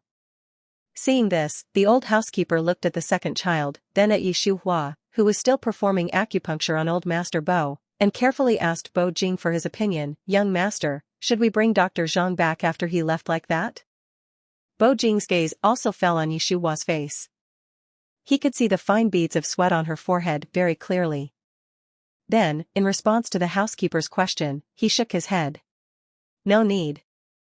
The 9-cycle divine needles made it very easy to save old Master Bo's life. After Yi Shuhua had performed all 9 needles in 10 minutes, old Master Bo's complexion visibly returned to normal. Even the pain disappeared. He was the one experiencing it, the magic of it all was very real to him. After a moment, he asked Yi Shuhua, "Shuhua, what kind of acupuncture technique is this that you are using? It's so powerful." Yi Shuhua raised her hand to wipe the sweat from her forehead, and then bowed respectfully to old Master Bo. "Grandpa, I am a disciple of old Master Ge. You are fine now, so let's eat." Who was old Master Ge? No one in Qing country didn't know him. Hearing Yi Shuhua say that she was a disciple of old Master Ge, everyone was stunned. TSK, she was so good at hiding it. No wonder she dared to say such arrogant and domineering words as only I can save him, you must choose to believe me. A disciple of old Master Ge, she should be like this. Old Master Bo. He had been on the verge of death just now, and now she was telling him to eat. It was too casual. But while he thought that, old Master Bo actually listened to Yi Shuhua. He picked up his chopsticks and continued to eat his food obediently. Bo's father and mother. If they hadn't seen it with their own eyes, they would not have believed that this was happening. Bo Jing's gaze towards Yi Shuhua was very profound. This woman was actually a disciple of medical titan, Ge Qishan, and his previous investigation results had not mentioned a word of it. It seemed that he had underestimated her. No one responded, and Yi Shuhua didn't care, as she continued, Grandpa, you should get some good rest tonight. I'll do surgery for you tomorrow, and then you will be cured. Old Master Bo paused in the middle of eating. The expression on his face stiffened, and he looked at Yi Shuhua with the most shocked look on his face. I can still have surgery? You are going to operate on me? Yi Shuhua nodded. Yes, your condition requires surgery as soon as possible, otherwise. She stopped before she finished speaking, but everyone understood what she meant. Old Master Bo's lips twitched, and after a long while, he finally found his thoughts and voice again. Is the success rate high? This was also what Bo's father, mother, and Bo Jing were concerned about. All three of them focused on Yi Shuhua's face, waiting for her answer. Just as Yi Shuhua was about to speak, the second child spoke up first, very proudly. When mommy acts, the success rate is at least 99.99%. Great-grandpa, grandpa, grandma, daddy, don't worry. The four adults didn't really believe what the little kid had said. They still had their eyes fixed on Yi Shuhua. Yi Shuhua glanced at her show-off, social butterfly son with fondness. Just like what Ziyu said. I am very confident about this surgery. With that, the four adults were relieved. Later, after dinner, old Master Bo didn't hesitate to hint to Yi Shuhua. Shuhua, our Bo family is short on children. You young couple should work harder and give Ziyu a few younger brothers and sisters to play with. Bo's father and mother echoed him. The second child also chimed in. Daddy, Mommy, you have to work hard.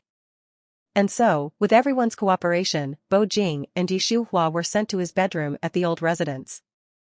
To give them more drive and passion, the old housekeeper even sent over a bowl of the legendary all-nourishing tonic, watching Bo Jing drink it all.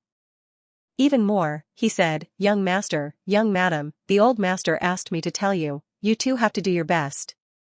Yi Shuhua. It was really awkward, so awkward that she wanted to find a hole to crawl into. The night that the second child was conceived flashed across Bo Jing's mind, and his mind went blank. He placed the bowl heavily on the tray in the old housekeeper's hands and shouted, Why haven't you left yet? What are you doing, talking nonsense here? Chapter 11, Bo Jing, the desireless Buddha incarnate. In the spacious bedroom, only Bo Jing and Yi Shuhua remained. He, having drunk that bowl of the all-nourishing tonic soup, felt his body burning with heat, his thirst unquenchable. Even his breathing had become heavier.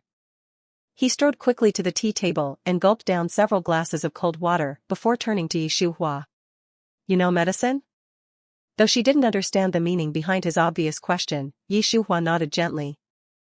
Bo Jing, getting the confirmation, let out a slight sigh of relief. He lowered his voice and said, This soup has some kick.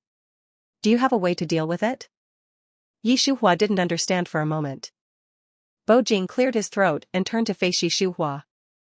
His gaze fell on the front of his western trousers, where let's call it a small tent, was starting to rise.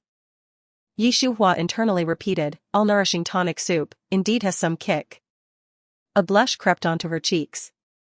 She shifted her gaze and, with a trembling voice, responded to Bo Jing, I have a way, but the process might not be pleasant for you. Use it, Bo Jing said. Could it be any worse than he was feeling now? Honestly, Bo Jing didn't believe it was possible. Then, lie down. Bo Jing thought he'd misheard and furrowed his brows. Huh? Lie down, Yi Shuhua repeated, on the sofa.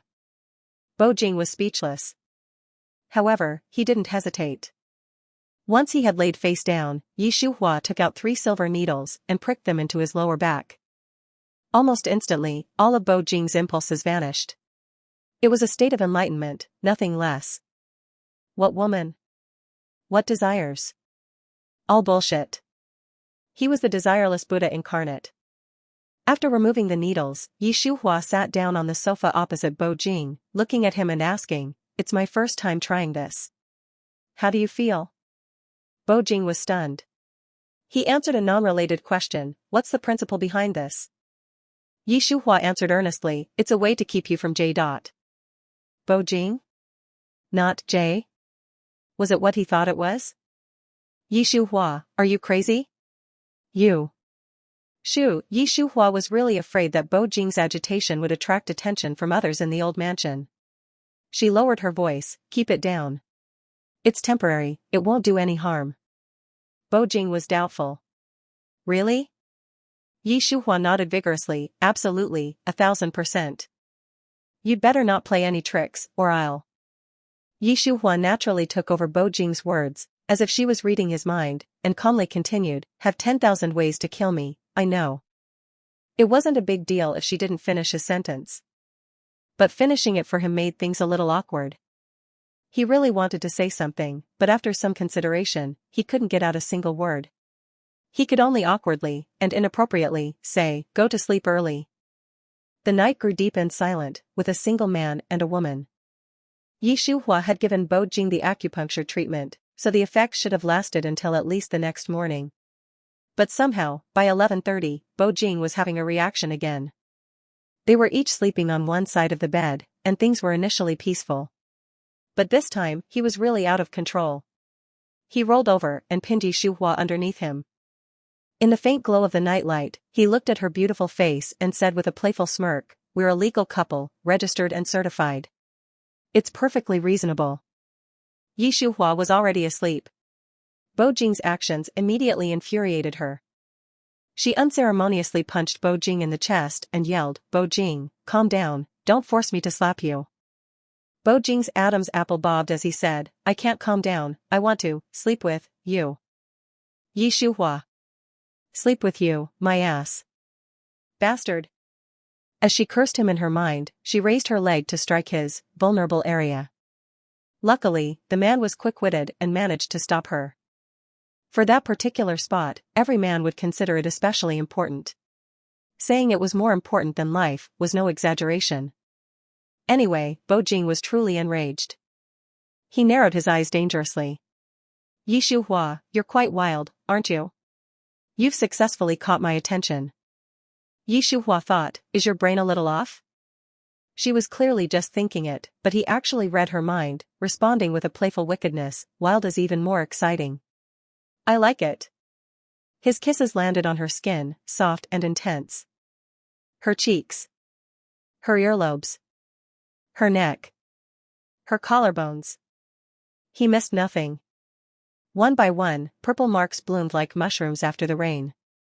Shuhua initially struggled, but Bo Jing, with his superior strength, suppressed all her struggles. She unwillingly transformed into a good little rabbit, allowing him to bully her. Later, she became a delicate flower for him to pluck. The final step was about to be breached. Shuhua couldn't accept it. Her emotions spiraled out of control, and she began to sob softly. Her body was also trembling in his arms. Bo Jing, after going through the previous series of actions, had regained much of his reason. At this moment, Shuhua's soft sobs woke him as if from a dream. He stopped moving and rolled off the bed. Bo Jing wanted to explain what he had just done. But he realized that all the carefully thought-out reasons were pale and powerless the moment they came out of his mouth. Wrong was wrong. Nothing he said could erase what had just happened. He lowered his eyes, struggling internally for a few moments, before saying in a low voice, "I'm sorry. I got carried away. Don't cry." Shuhua's eyes were red. Hearing Bo Jing's apology, she looked at him and said, "What's the point of an apology? What do we need police for, then?" "Bo Jing, you're a bastard." Bo Jing had no rebuttal. He could only remain silent. He didn't speak. She didn't know what to say either. An eerie silence pervaded the room. Buzz buzz. Just then, the urgent ring of a phone call broke the silence. It was Yi Shuhua's phone. The ringtone was the one she had set specifically for Bao. Besides Bao, the other 3 children couldn't be known to Bo Jing. Yi Shuhua didn't have time to dwell on her emotions. She jumped out of bed and grabbed her phone, heading to the bathroom. She closed the door, locked it, and swiped to answer the call, all in one smooth motion. "Mommy, why did you take so long to answer the phone?" Bao's voice was full of concern. "Mommy, did Daddy bully you?" Bao also asked. "Mommy, finally," Bao called her in her soft, sweet voice, "Zijin misses you." Her daughter's words, "Zijin misses you," made Yi Shuhua, who already felt wronged by Bo Jing, even more aggrieved. She gave a muffled with a choked voice, "My phone was charging. I miss you guys, too. No one bullied me, I'm fine. Why aren't you asleep so late?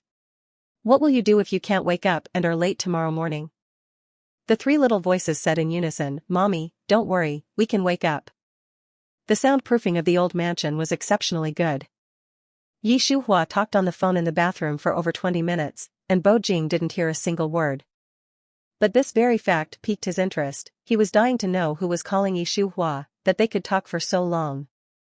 Chapter 12, Yi Shuhua, you must always remember your status. Bo Jing lifted a leg and walked to the bathroom door, leaning against the wall. 2 minutes later, with a click, the bathroom door opened from the inside. Yi Shuhua hadn't expected Bo Jing to be standing at the door and let out a surprised gasp. "Bo Jing, what are you doing here?" Before, she'd addressed him respectfully. Now, she was directly calling him by his given name. What a piece of work, this Yi Shuhua. Lost in thought, Bo Jing narrowed his eyes dangerously, his gaze full of unfathomable light. He stared at her face, asking, "Who were you talking to? You talked for so long." Of course, Yi Shuhua couldn't say that she was talking to Bao, Bao, and Bao. She forced down her guilty feelings and met Bo Jing's gaze, her voice soft and low, "A friend." "What kind of friend?" Bo Jing asked, grinding his teeth. "That you have to talk to them this late at night?" Yi Shuhua was speechless on the surface, but inside she was scoffing. "Why are you asking me so many details? Do you live by the sea?" When she remained silent, he continued to ask, "The person who called you was a man?" Bao and Bao were both boys, so they could be considered men. Yi Shuhua quietly replied, They were a legal couple with a son. But when he tried to make her fulfill her marital obligations, she'd cried miserably. Yet, just moments later, she was hiding in the bathroom, talking to another man for almost half an hour. What did Bo Jing think he was? A cuckold? Rage overwhelmed him. Bo Jing's hands clenched into tight fists. Yi Shuhua. Bo Jing called her by her full name, then threatened, "I have zero tolerance for traitors. Yi Shuhua, you must always remember your status." Following the less said, less mistakes made rule, Yi Shuhua nodded seriously after Bo Jing finished talking. Okay. If she had even retorted or said one word of disagreement, Bo Jing could have used it to further interrogate her about the man on the phone. Unfortunately, things didn't go his way. In the end, he could only suppress his feelings, feeling very upset. He ended up spending this extremely agonizing night with Yi Shuhua sleeping on the sofa, while he had the bed to himself. Of course, the agony was only for Bo Jing. As for Yi Shuhua, although she was forced to sleep on the sofa, she slept soundly. The sounder she slept, the less he could sleep, creating a vicious cycle. Finally, as dawn started to break, Bo Jing was finally able to fall asleep. But he only managed to sleep for a little over an hour before he was awakened by a phone call from Yang Yi. Yang Yi. He lowered his voice and angrily asked, "Are you looking for death, calling so early in the morning?" "President, our cooperation with the RA group has hit a snag. RA's chairman Ran has already stormed over to Bo Garden to block you, and is threatening that if he doesn't see you within an hour, he will set fire to the place." Yang Yi paused before continuing in a quieter voice, "President, you might need to handle this personally." Bo Jing's brain had been fuzzy from being forcibly woken up, but Yang Yi's report quickly cleared his head. He immediately grasped the key point, and asked back, "You just said Ran Anchi wants to set fire to my Bo Garden?" Yang Yi respectfully replied, "Yes, President. I'm on my way to pick you up from the old mansion."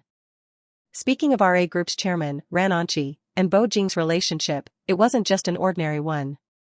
To put it bluntly, without Bo Jing, there would be no RA Group today, and no outstanding young entrepreneur, Ran Anchi. Comparing Ran Anchi to a thoroughbred, and Bo Jing to a talent scout, would be the most apartment. But now, the thoroughbred was threatening to burn down the talent scout's manor. "No need to pick me up. Go straight to Bo Garden and wait for me." With that, Bo Jing hung up the phone and began to get dressed with a rustling sound. Yi Shuhua was awakened by the sound of Bo Jing closing the door. She checked the time. It was still 10 minutes before 7 o'clock in the morning. TSK, a big president like Bo Jing wakes up so early? After complaining in her mind, Yi Shuhua also got up to wash up, then went to the children's room to wake up Bao. But unexpectedly, just as she was about to knock on the door, the little guy opened it from the inside. He was wearing his school uniform, without a single wrinkle, and looked at her in surprise. "Mommy, you got up so early today?" Yi Shuhua. If this brat were mute, he would probably be much more likable. But what can she do? He's her own son. She'll just endure it. "I need to go get Grandpa ready for his surgery." Bao nodded thoughtfully. "Got it, Mommy." During breakfast, Bo Jing wasn't seen. Bao was really looking forward to seeing him. The old butler knew where Bo Jing had gone and reported respectfully to Bao, "Young master, there was a situation at the company. The young master went to handle it early this morning." Upon hearing this, Bao muttered under his breath, "Does Daddy have so many people under him that not a single one can handle it?" The old butler didn't know the situation, so he touched the back of his head sheepishly without responding. Then, Old Master Bo spoke, "The one causing trouble is his junior from university. They're quite close. The people below couldn't handle it." Hearing junior and quite close, Bao, looking like a curious baby, asked, "Great-grandfather, is it Ran Anchi from the RA Group?" "Ziyu." Old Master Bo was shocked. "You know him?" "I know him." Bao responded with a calm expression, as if it's not a secret. "Ran Anchi is a thoroughbred, and Daddy is the talent scout. I've seen it in a financial magazine." Hearing that a 6 or 7-year-old could not only read financial magazines, but also understand them, Old Master Bo, Bo's father, and Bo's mother all looked at each other in shock. Yi Shuhua had never heard Bao mention it before. She stopped eating her porridge, a hint of deep thought in her beautiful eyes, as she stared at Bao's little face. Bao felt a little nervous being stared at, and hastily muttered, "Mommy, it's the magazines that Brother Chenzi bought." The subtext was, "I didn't actively pay attention to Daddy, I saw it passively, so you can't get angry at me." Yi Shuhua, as expected of my good eldest son, good for nothing, but a master of passing the buck. Chapter 13, Thinking About Happy Things, Not Laughing at You. Shuhua, after breakfast, come with me to Bo Garden. Yi Shuhua frowned. "Grandpa, your surgery can't."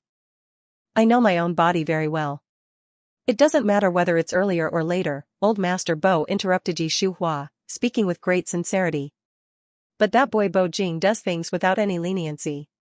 I'm afraid he will regret it in the future." Yi Shuhua couldn't convince Old Master Bo in the end. When they arrived at Bo Garden, they just happened to catch a major drama, Ran Anchi using his life to force Bo Jing's hand. Ran Anchi was really a stubborn one. He went to Bo Garden alone, carrying gasoline, poured it all over himself, and held a lighter in his hand with the determination to die. Bo Jing stood opposite him, hands in his pockets, looking cold. "Put the lighter down." "What's wrong with asking for fairness? Why do you want to push me to the edge?" Ran Anchi laughed bitterly, then he shouted sharply, "If you need an explanation, then I'll give you one. If you don't feel relieved and refuse to give in, then I will use my own life to plead with you." "Ran Anchi, this isn't pleading, it's a threat." Bo Jing's expression turned dark, his eyes full of gloom. "But you should know that I, Bo Jing, never yield to threats." "Yang Yi, the gun." Yang Yi's heart tightened. Has Mr. Ran gone mad? Why can't he step down? Why does he have to fight the president to the death? Oh no, this is bad. The president is very angry, the consequences will be severe. With a million thoughts racing through his mind, Yang Yi was already respectfully handing a delicate and small cue to Bo Jing. The man took it and immediately pulled back the hammer. The bullet was chambered. In the next second, he aimed the cue at Ran Anqi's brow. If it was said that Ran Anqi wasn't afraid of death, that would be a lie. But being afraid was one thing, there were some lines he would not cross, even if it meant death. He closed his eyes resignedly. "Senior, don't let my life stain your hands." As he spoke, Ran Anqi's finger moved. He was about to light the lighter and burn himself to death. In the 0.05 seconds before the lighter ignited, a gunshot rang out. The bullet didn't hit Ran Anqi's brow. Instead, it knocked the lighter out of his hand, without even injuring it. Such a shocking feat of marksmanship was almost impossible for anyone in the world. Bo Jing equals sheer terror. Old Master Bo was stunned. "Is this really my grandson? He's too amazing." Yang Yi was full of questions. "President, aren't you going to shoot Mr. Ran? Why did it become shooting the lighter?" Yi Shuhua was shocked. How does Bo Jing, this big shot who was born in a wealthy family and has been spoiled since childhood, possess such incredible marksmanship? Bo Jing lifted the dark, shiny mouth of the cue, blew lightly, and threw the cue to Yang Yi. "Wash off the gasoline on him and bring him to my study." "Yes, President." After Yang Yi took Ran Anqi away with bodyguards, Bo Jing turned around and looked at Old Master Bo and Yi Shuhua, who stood behind him, with a meaningful gaze. "At this time, you and Grandpa should be in the hospital." Bo Jing was speaking to Yi Shuhua. "Yi Shuhua, I." She barely spoke a word, when Old Master Bo straightened his back and snorted coldly. "It was me who insisted on having Shuhua come." As Old Master Bo was protecting Yi Shuhua, Bo Jing couldn't do anything. He changed his tone and said, "Grandpa, you can see that I'm very busy. Stop talking nonsense." Old Master Bo didn't give Bo Jing any face and directly scolded him. "Little Ran is such a good kid. Look at what you've forced him to do." "Huh." Old Master Bo's words made Bo Jing laugh out of anger. Ran Anqi threatened to burn Bo Garden, poured gasoline on himself, and was going to commit self-immolation. Who was forcing who? "Grandpa, you don't understand the situation. There's a problem with the project at the RA group." Ran Anqi. Old Master Bo didn't listen to Bo Jing and interrupted him directly. "You have to be there for my surgery. Little Ran's matters will be discussed later." Bo Jing. While giving Yi Shuhua a look, Old Master Bo clutched at his chest and faked pain. "Oh, I can't breathe. Shuhua, quick, take me to the hospital for my surgery." Yi Shuhua, "Okay." Bo Jing reluctantly got into the car after Yi Shuhua and Old Master Bo had both gotten in. As the car drove away from Bo Garden, Bo Jing looked at Old Master Bo, whose face was rosy, and said helplessly, "Grandpa, Bo Corporation is not a charity.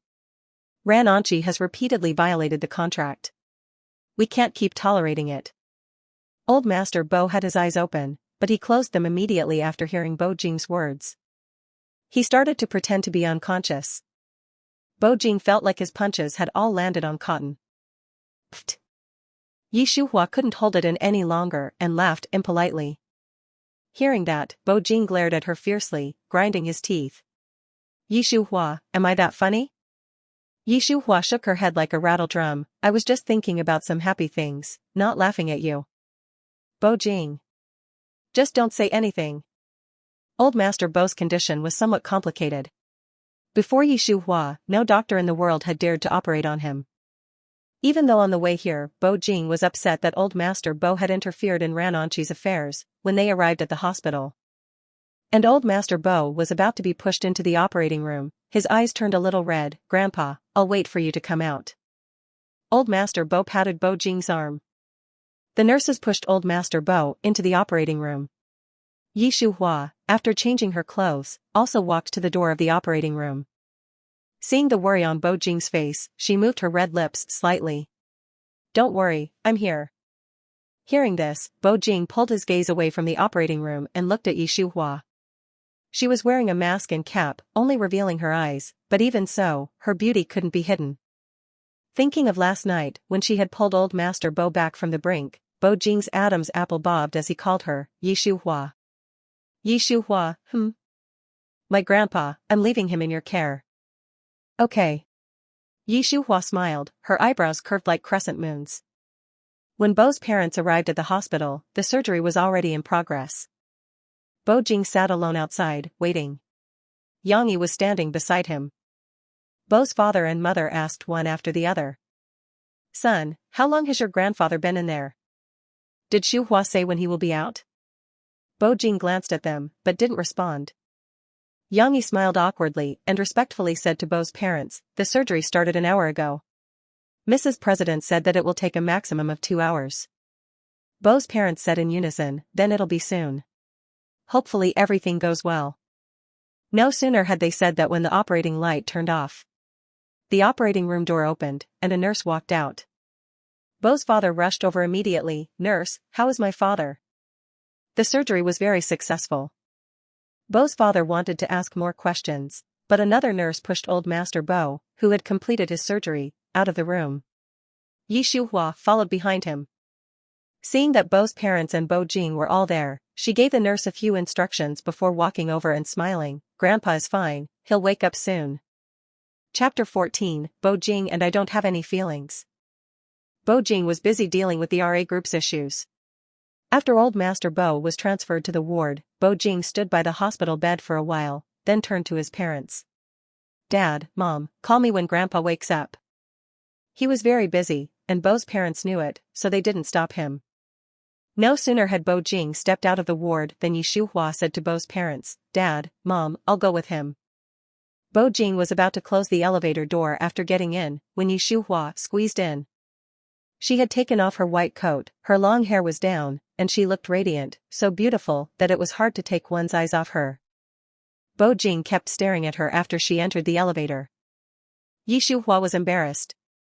But there was nothing she could do, she had to help with what old Master Bo had entrusted her with. After gritting her teeth, Yi Shuhua spoke offhandedly, "Mr. Bo, is there something on my face that makes you stare at me so intently?" Cough cough, Yang Yi was standing right behind Bo Jing. Upon hearing Yi Shuhua call Bo Jing Mr. Bo, he wanted to laugh but didn't dare to, and ended up choking. He started coughing incessantly. "Get out," Bo Jing said coldly. Just then, the elevator doors opened, and Yang Yi escaped like he was fleeing for his life, disappearing in a flash. People started coming into the elevator one after another, and Yi Shuhua was pushed towards Bo Jing. She had a faint scent of disinfectant about her that wafted right into his nostrils. Logically speaking, Bo Jing should have hated the smell and avoided it like the plague. But there were too many people in the elevator. Someone accidentally pushed Yi Shuhua, and when her entire body fell into Bo Jing's arms unexpectedly, he not only didn't feel disgusted but also subconsciously raised his hand to support her waist. It was very hot, and Yi Shuhua was only wearing a thin layer of clothing. When Bo Jing reached out to hold her waist, the burning touch of his fingertips made her catch her breath. Suddenly, she felt so hot. "Thank you." After saying the two stiff words, she took a step forward to create distance between them. Bo Jing's gaze swept down her body, then he looked at her ear.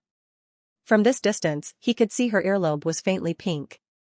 He had to admit it looked kind of enticing. Bo Jing couldn't help but swallow. There were a lot of people at the hospital. The elevator was constantly filled with people coming and going. The two, each with their own thoughts, finally reached the underground parking lot, and both couldn't wait to get out. It was at this moment that Bo Jing seemed to have regained his thoughts and voice, asking the little woman beside him, "Yi Shuhua, where are you going?" Yi Shuhua was lost in her thoughts about how Bo Jing had supported her waist in the elevator and, without thinking, replied, "Wherever you go, I go." Bo Jing narrowed his eyes dangerously, "You. It's Grandpa's idea." Yi Shuhua avoided Bo Jing's gaze, a scene flashing through her mind. Flashback. After entering the operating room, old Master Bo, lying on the operating table, said to Yi Shuhua, "Little Ran is a kind-hearted child. The project between Bo Corporation and RA involves over 100 orphans. He definitely didn't want the children to have nowhere to go, so he violated the contract.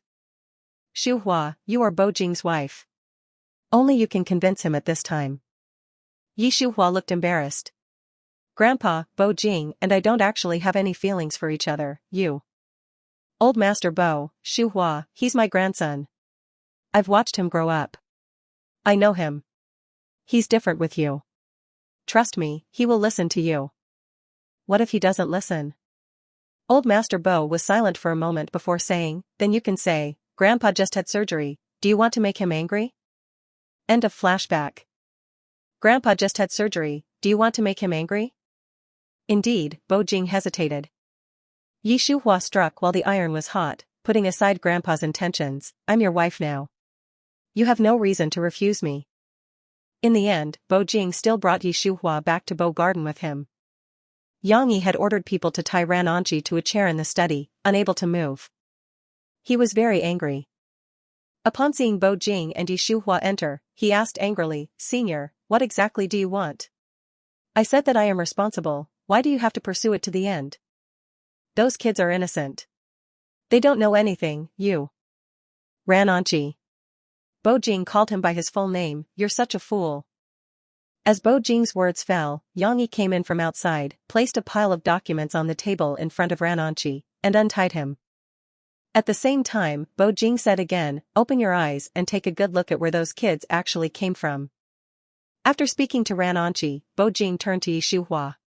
Grandpa didn't let you come here to watch a show. You should also take a good look. Yi Shuhua's heart tightened, so, Bo Jing actually knew everything? Mustering her courage, she walked over and started to look at the documents with Ran Anji. After just a few pages, Yi Shuhua's face was quite pale. HIV virus. How could it be? The youngest of those children were only 3 or 4 years old, and the oldest was only 14. How could they have been infected with the virus? Bo Jing, where did you get these documents? Are they accurate? Yi Shuhua asked. Ran Anji, after looking at the documents for a while, also stood up with a pale face and asked with trembling lips, how could this happen? Who did this? The children are so young. How could those devils be so cruel? Bo Jing turned his back. He didn't want to look at Yi Shuhua and Ran Anji, nor did he want to pay any attention to them. Yang Yi spoke up at the right time, it's the handiwork of the United States. Yi Shuhua didn't know what exactly Ran Anji was trying to do when he tried to force Bo Jing to the point of risking his own life. But it was clear to her that if he had succeeded, then the huge conspiracy targeting the Bo Corporation, RA Group, and even the entire Xing Nation would have succeeded. It was unimaginable, if Bo Jing hadn't investigated, if Bo Jing had been any more indecisive, if Yi Shuhua fell silent, but Ran Anji had no intention of staying silent. After slapping himself several times, he knelt on the ground with a thud. Senior, I. After stuttering for a long while, he couldn't say a complete sentence. Yang Yi said, Mr. Ran, the president had already known about your acting without permission a long time ago. Don't worry, those children have already been contained, and they won't spread the virus. Hearing Yang Yi's words, Ran Anji breathed a huge sigh of relief. Senior, I was wrong, please give me another. I booked a flight to the Maldives for you. You leave tonight. Bo Jing interrupted Ran Anji, emotionlessly. Ran Anji was stunned for a while before shaking his head frantically, Senior, I don't want to take a vacation. Bo Jing, you are not fit to work in your current state. Ran Anji wanted to say something more, but the bodyguards came in and forcefully escorted him away. Yang Yi also retreated understandingly. Soon, only Bo Jing and Yi Shuhua were left in the huge study. Bo Jing walked up to Yi Shuhua, lifted her chin with his fingers, ask if you want to, no need to hold it in. Chapter 15, Big Boss, please accept my knees. What are you planning to do with those children infected with HIV? There is no medicine in this world that can cure someone infected with HIV. Bo Jing did not answer Yi Shuhua's question directly. Yi Shuhua was a doctor herself, so she knew that HIV was incurable. But it's incurable, but as long as they take their medication on time, the disease can be completely controlled, allowing them to live like ordinary people. Bo Jing sneered and looked at Yi Shuhua as if he were looking at an idiot. Yi Shuhua, why don't you take a guess? Why would the United States go through all the trouble to infect over 100 children with HIV? Is it so that they can take medicine to control the disease and live like ordinary people? Yi Shuhua understood Bo Jing's meaning in an instant. But understanding it was one thing. Accepting it or not was another. There are other problems with them, right? They, surely, are infected with more than just the HIV virus, right? Bo Jing released Yi Shuhua's chin. Seemingly casually, but actually with a purpose, he picked out about 10 documents from the pile and shoved them into her hands. Take a good look, and then tell me what to do with those children. Yi Shuhua didn't dare to look anymore. She was a mother of 4 herself. She couldn't imagine if those children. Yi Shuhua didn't want to look, but Bo Jing was going to force her to. He held her slender white neck in his large hand and squeezed out the question between his teeth. Weren't you going to listen to Grandpa and specifically persuade me to stop me? Why don't you dare to look now? Yi Shuhua, is that all you're capable of? Look. Don't make me look down on you. The man's words were all a form of coercion. In the end, Yi Shuhua looked. Sure enough, as she had suspected, besides HIV, those children basically had many other serious illnesses that could only be cured by organ transplants. After looking through the documents, her brow was tightly furrowed as she angrily said, "Devils." When Bo Jing had seen the results of those children's tests, he had also said the same thing as Yi Shuhua. Seeing her angry expression, he didn't know what made him ask. Rumor has it that Elder Ge has a disciple with extraordinary medical skills. She only treats intractable diseases and can bring the dead back to life. You are also Elder Ge's disciple, do you know her? Yi Shuhua. Who the hell was it who had spread the rumor that she was so amazing? Bringing the dead back to life? How did they think of that? Not to exaggerate, but even a god didn't have that ability. Because gods cannot interfere with the cycle of life and death for mortals. I don't know her.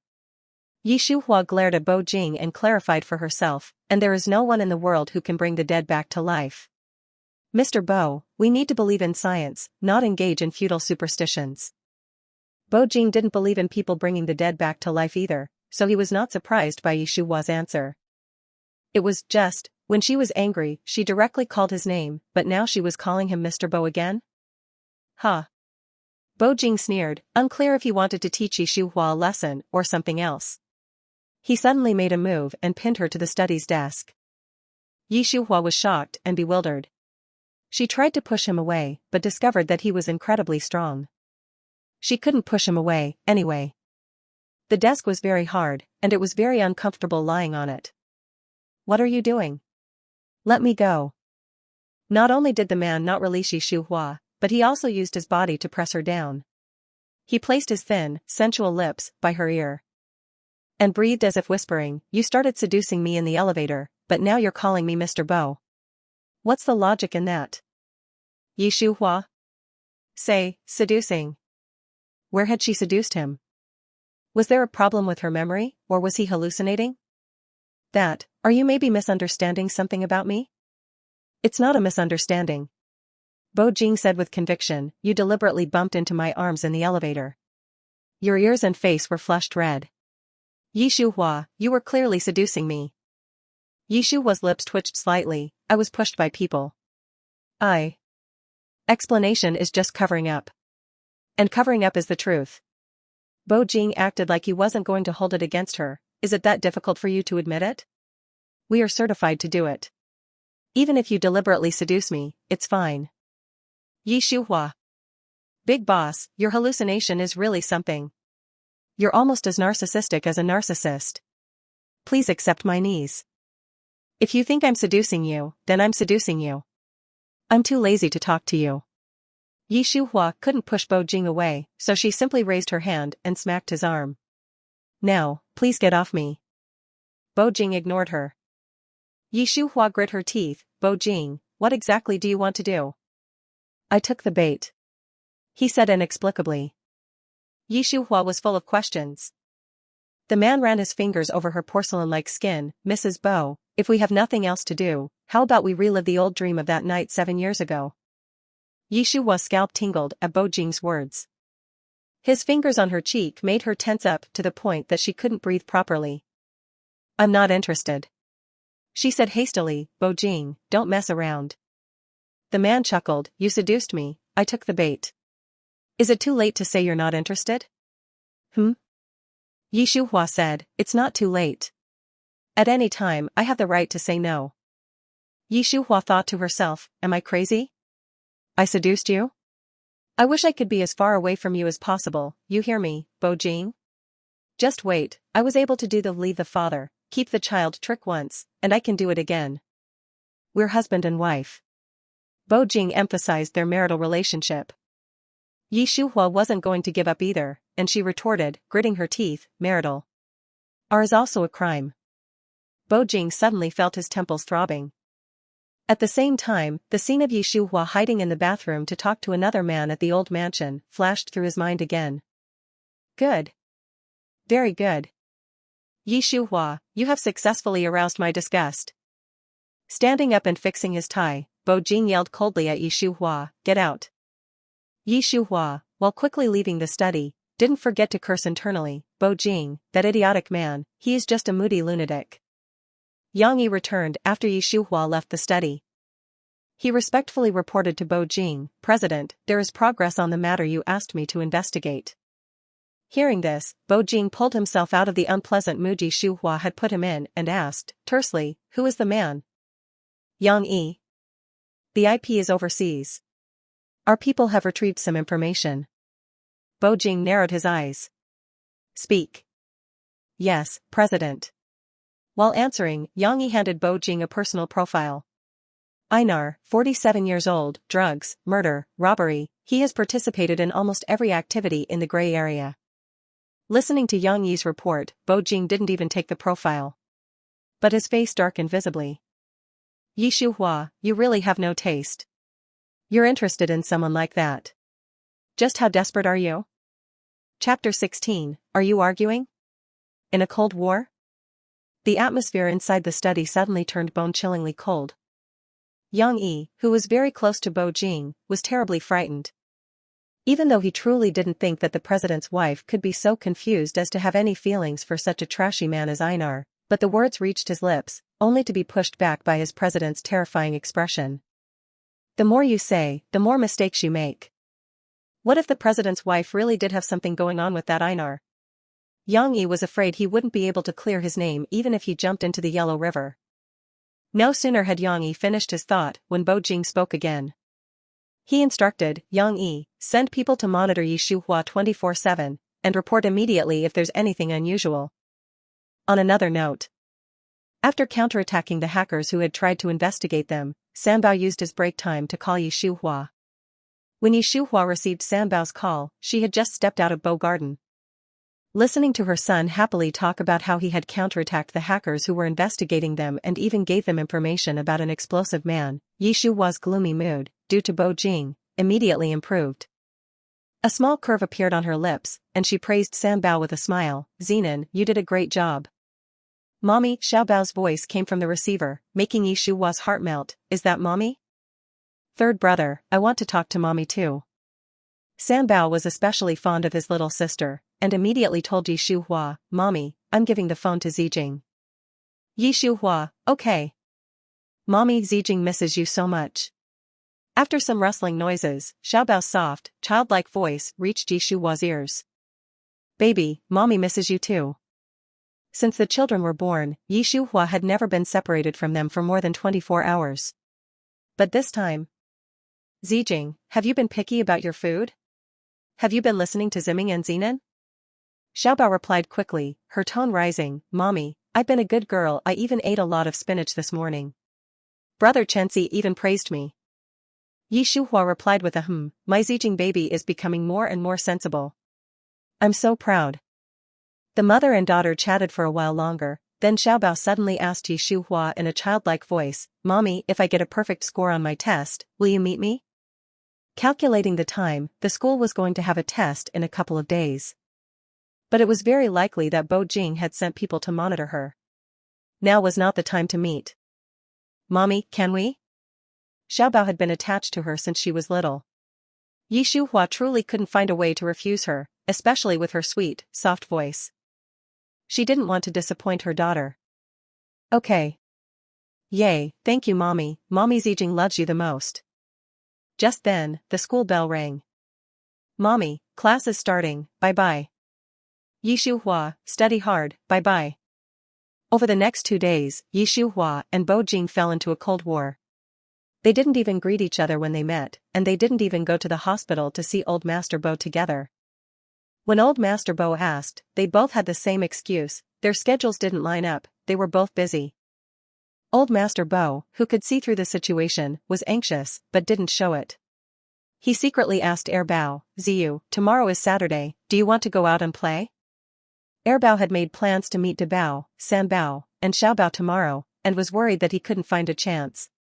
As soon as old Master Bo's words came out, Bao immediately smiled and said, I want to. Your mom and dad have been too busy these past few days, Ziyu, you. They're having a cold war. Before old Master Bo could finish, Bao acted like a little adult and took over his words. Great-grandfather, I'm not a 3-year-old anymore. You can't hide it from me. Old Master Bo. What was this feeling of being looked down upon by his well-behaved great-grandson? Old Master Bo fell silent, but Bao wasn't planning to stay silent. He leaned in mysteriously to whisper in old Master Bo's ear, Great-grandfather, I have a proposal. Great-grandfather, what do you think? Bao's proposal was exactly what old Master Bo was hoping for, and he quickly replied, Good, Ziyu, we'll do as you say. I'll communicate with your grandparents about it. Shuhua had been busy investigating Guqishan's poisoning these last 2 days. She hadn't found any leads at all and was starting to feel really frustrated. It was already 11:30 p.m. when she returned to Bo Garden. After taking a shower, she was just about to go to sleep when Bao knocked on her door, Mommy. She had been so busy these past 2 days, leaving early and returning late, that she really hadn't spent much time with her son, and Shuhua felt guilty. She opened the door while drying her hair. Ziyu, why aren't you asleep so late? Mommy, I was waiting for you to come home. After saying that, Bao even yawned. In this state, he looked especially well-behaved and especially pitiful. Instantly, Shuhua's guilt deepened. Not only towards Bao, but also to Bao, Sanbao, and Xiaobao. Taking advantage of Shuhua's guilt and absent-mindedness, Bao slipped into her room and laid down on one side of her bed. Mommy, I want to sleep with you tonight. Bao had been well-behaved since he was young, constantly repeating, there's a difference between men and women shouldn't touch, and he had rarely slept with Shuhua since he was 3 years old. It wasn't an exaggeration to say that the number of times he had slept with Shuhua in the past 4 years could be counted on one hand. Now, hearing him say that he wanted to sleep with her, Shuhua's eyebrows furrowed slightly. Ziyu, is there something on your mind? Shuhua's hair was not dry, and when she asked, Bao didn't respond. Instead, he, like a little adult, took the hairdryer and started to dry her hair for her. Shuhua, my son is so well-behaved, it fills this old mother's heart with pride. 10 minutes later. Shuhua's hair was dry. Bao put away the hairdryer and laid back down. Ziyu, you. Mommy. This time, Shuhua didn't even have to ask.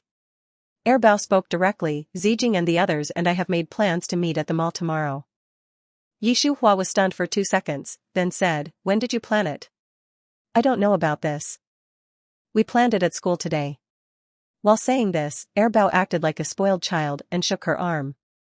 Mommy, can you and Daddy take me to the mall tomorrow? No. Without thinking, Shuhua refused. Bao had expected her to say that.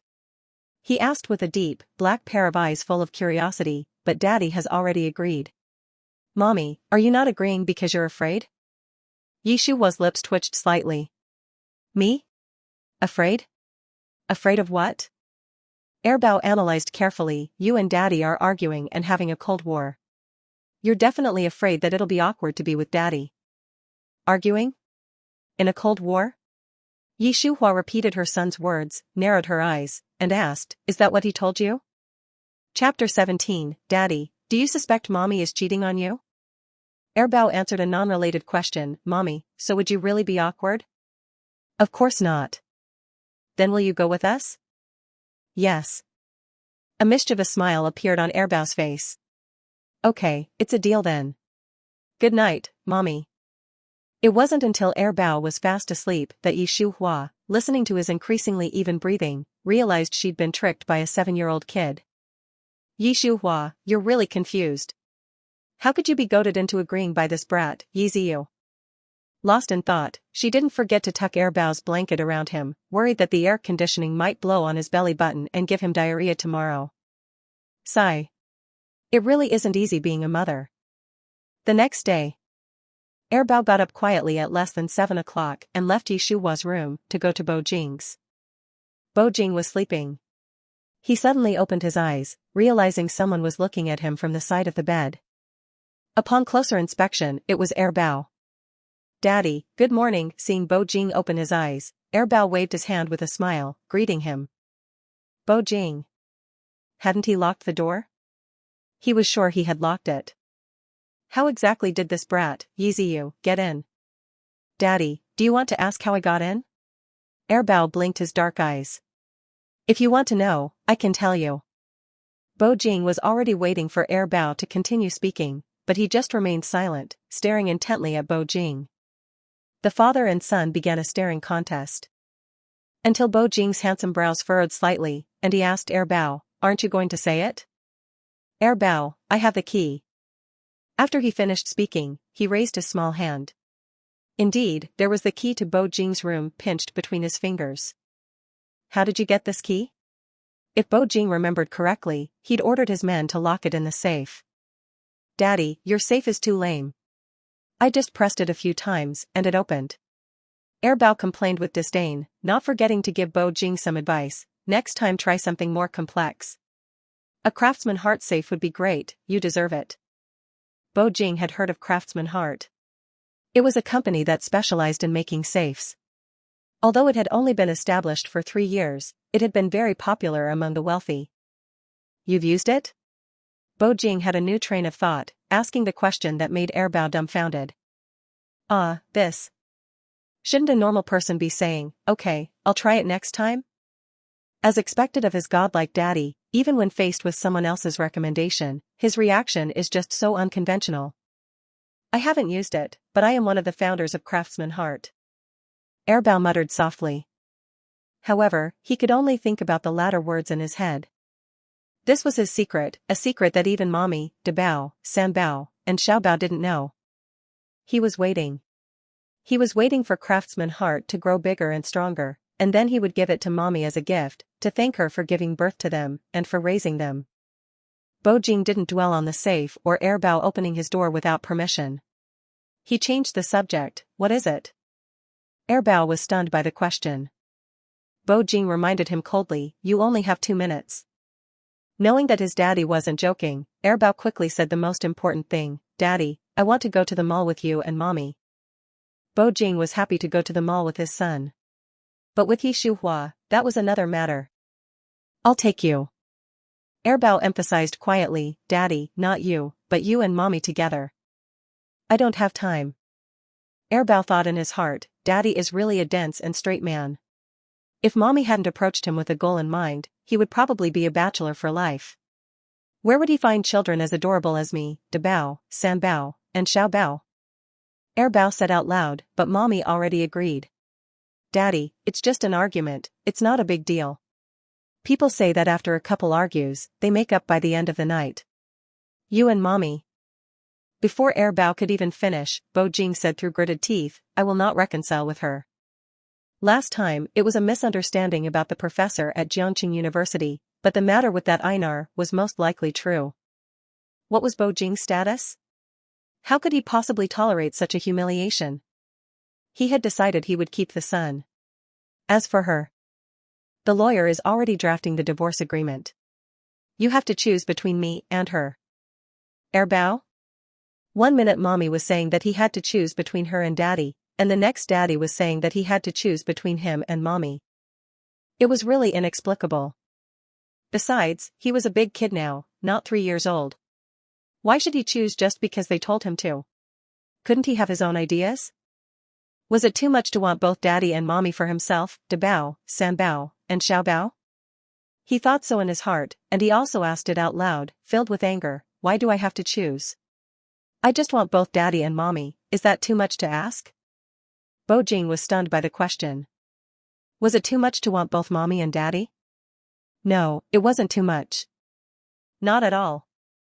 But with a mommy like Shuhua, Bo Jing truly felt it was better not to have her. After sitting up in bed, Bo Jing met Bao's gaze, and had an equal conversation with his son. Son, she is a good mother, but she isn't a good wife. I'm sorry, I can't let you have both a mother and a father. Bao. What on earth was Daddy talking about? How was Mommy not a good wife? Although she had been planning to run away with him, Bao, Bao, and Bao ever since she got her marriage certificate, it was still a plan, and she hadn't had time to do anything to hurt Daddy. Why would Daddy have such a deep misunderstanding about her? Immediately, Bao's face fell. Daddy, you have to provide proof when you speak. How is Mommy not a good wife? If you can't give me any reason, I will be angry with you. Give him reasons? How could he explain? Could he say that Shuhua had a relationship with trash like Einar? Or that even though she was married, she was still having affairs behind his back? The adult's business is not for children to get involved in. Bao, I'm not a child. I'll be 9 years old next month.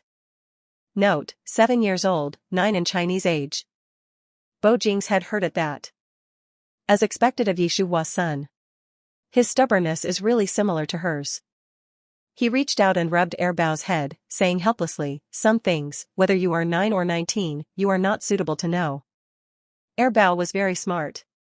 Even though Bo Jing had only said a few words, he had already pieced together the complete information chain in his mind. That night at the old mansion, Mommy had secretly received calls from Bao and the others, while Daddy was suspicious that Mommy was with another man, which is why he said she wasn't a good wife. The more Bao thought about it, the more likely it seemed. Then, in order to confirm his guess, he boldly asked Bo Jing, Daddy, you don't suspect that Mommy is cheating on you, do you? Bo Jing. Chapter 18, Shuhua, do you have a man you like? After Bao asked the question, if Bo Jing had denied it immediately and reprimanded him for having such a dangerous thought, it would be enough to show that Bo Jing didn't suspect anything, and it was just his imagination. Unfortunately, Bo Jing didn't deny it. Not only did he not deny it, but after staring at Bao in slight shock for a few seconds, he interrogated, did you know all along? At the thought of his son knowing about Shuhua's relationship with that trash, but not telling him, Bo Jing's eyes turned red with anger. Ziyu, I am your father. Bao. What does it mean that a disaster falls from the sky while you're sitting at home? This was it. Luckily, Bao was completely sure that Mommy didn't care about men, and also certain that the people who called Mommy that night were Bao and the others. Otherwise, the consequences would be unimaginable. Daddy, you definitely have a misunderstanding about Mommy. Bo Jing sneered, the call happened right under my nose. How is that a misunderstanding? It was indeed the hidden danger that the calls from Bao and the others that night at the old mansion had created. Bao coughed lightly a couple of times, intentionally saying, what if the person who called was a woman? A man. Bo Jing said through gritted teeth. I asked her, and she admitted it. Bao raised his hand and slapped his forehead. Daddy, are you talking about the phone call on the night you first took Mommy and me to meet great-grandfather and them? Bo Jing remained silent. And silence was equal to an admission. Bao and the others had also mentioned something to Bao about just giving some random and explosive man's information. Now it seemed that the person who had received that explosive information was someone under Daddy. In that case, both Daddy and Mommy's Cold War, and the fact that Daddy was already preparing the divorce papers all made sense. Heh. Life is truly unpredictable. Daddy, you really misunderstood Mommy. He was someone who wanted to find Mommy to treat his illness. Bao was really good at making things up. He had even given Einar and his family the terminal illness trio. In summary, in Bao's words, the reason why they had talked on the phone for so long was because there was a reason, and it definitely wasn't a love affair. He also emphasized that with a man as good as Bo Jing, there was no one better, and that Mommy would never like another man. Bao even brought up the fact that Shuhua gave birth to him behind Bo Jing's back 7 years ago, in order to make Bo Jing believe what he was saying. In just a few minutes, Bao managed to turn Shuhua into a woman who looked at every other man except Bo Jing as if they were dog feces. Daddy, Mommy, and that person are innocent. If you don't believe me, you can bring that person to Jiangqing and have him confront Mommy in person. Bo Jing narrowed his eyes. Really? Bao didn't know exactly which sentence Bo Jing's really was referring to, so he could only nod his head. The man hooked the corners of his lips devilishly, took the key out of Bao's hand, and left in big strides, locking the door from the outside. It was the kind of lock that couldn't be opened without the key. Bao was stunned for a good while before realizing his daddy had locked him up. Damn you, daddy. You have no morals. Shuhua was still asleep. Bo Jing entered her room wearing a loose thin robe, the sound of closing the door waking her up. Thinking it was Bao, she opened her mouth and said, Yeezy you. But upon closer inspection, where was Bao in the room? In the huge room, besides her, still lying on the bed, a bit sleepy, there was Bo Jing, wearing a loose robe, who had walked to the end of the bed at some point. To say that Bo Jing's robe was worn on him was a bit inaccurate. Because from Shuhua's perspective, Bo Jing's chest muscles and abs were completely visible. The line of his abs all the way down to the groin, and the thing that had woken up because it was morning. Shuhua saw it all. She was immediately stunned, her sleepiness gone. Then, she sat up in bed with a whoosh, her face flushed, and she angrily questioned Bo Jing, You're coming into my room dressed like this. What do you want? As she spoke, Shuhua deliberately straightened out her own pajamas, to show her wariness of Bo Jing. Seeing her like this, Bo Jing was displeased. Thus, he narrowed his eyes dangerously and began to lie shamelessly. I am not interested in your flat body. You really don't have to go through all that trouble. When a woman tells a man that he can't perform, he will be very offended. And a woman will absolutely not have a good reaction towards someone who tells her that she has a bad figure. Most absurdly, Shuhua's figure was clearly very good. Golden ratio. Women would be envious, and men would not be able to look away.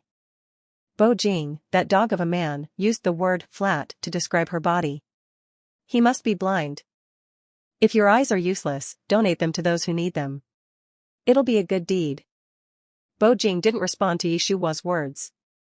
He just opened his mouth to test her. The person who called you at the old mansion that night, was he your patient? Shuhua frowned. What does that have to do with you? Shuhua thought, what kind of hole did that brat, Yeezy dig for her? Given that dog of a man, Bo Jing's suspicious nature, if she answered with even a single flaw, I'm afraid. I'm asking you the question now. Bo Jing's tone grew colder. Shuhua's brain was working at top speed. After a few seconds, she said, no. Oh? Bo Jing raised an eyebrow. Then who is he? Who was he? Who the hell knows who he is? She also wanted to know who he was, okay? While internally complaining nonstop, Shuhua actually forced herself to ask Bo Jing, there are so many people who want to be treated by me.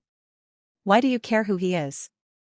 Bo Jing's gaze was fixed on Shuhua's face, wanting to find some clues from her expression. But he looked for a long time and couldn't see anything. Forget it. Shuhua. He called her by her full name. What? I haven't asked you yet. Do you have a man you like? Shuhua was amused by Bo Jing's words. Then, she asked him in return, does it matter to you if I have a man I like? You were able to handle getting a marriage certificate all by yourself. Isn't it a little late to ask me now if I have a man I like? Chapter 19, what a loving father-son show. Although Shuhua's words weren't pleasant to hear, they were indeed logical. In a daze, Bo Jing thought he was really being pretentious. The reason why he had chosen to marry Shuhua was simply to give his son a complete home, and to end the endless nagging to get married. Now that everything was as he wished, he really shouldn't be so demanding. As long as things were fine on the surface, and no scandal broke out, who Shuhua kept in her heart had nothing to do with him. As his thoughts settled, Bo Jing said, that day in the study. I'm sorry. Shuhua had never thought about staying by Bo Jing's side. From beginning to end, she had only one goal, to find a way to get away with the child.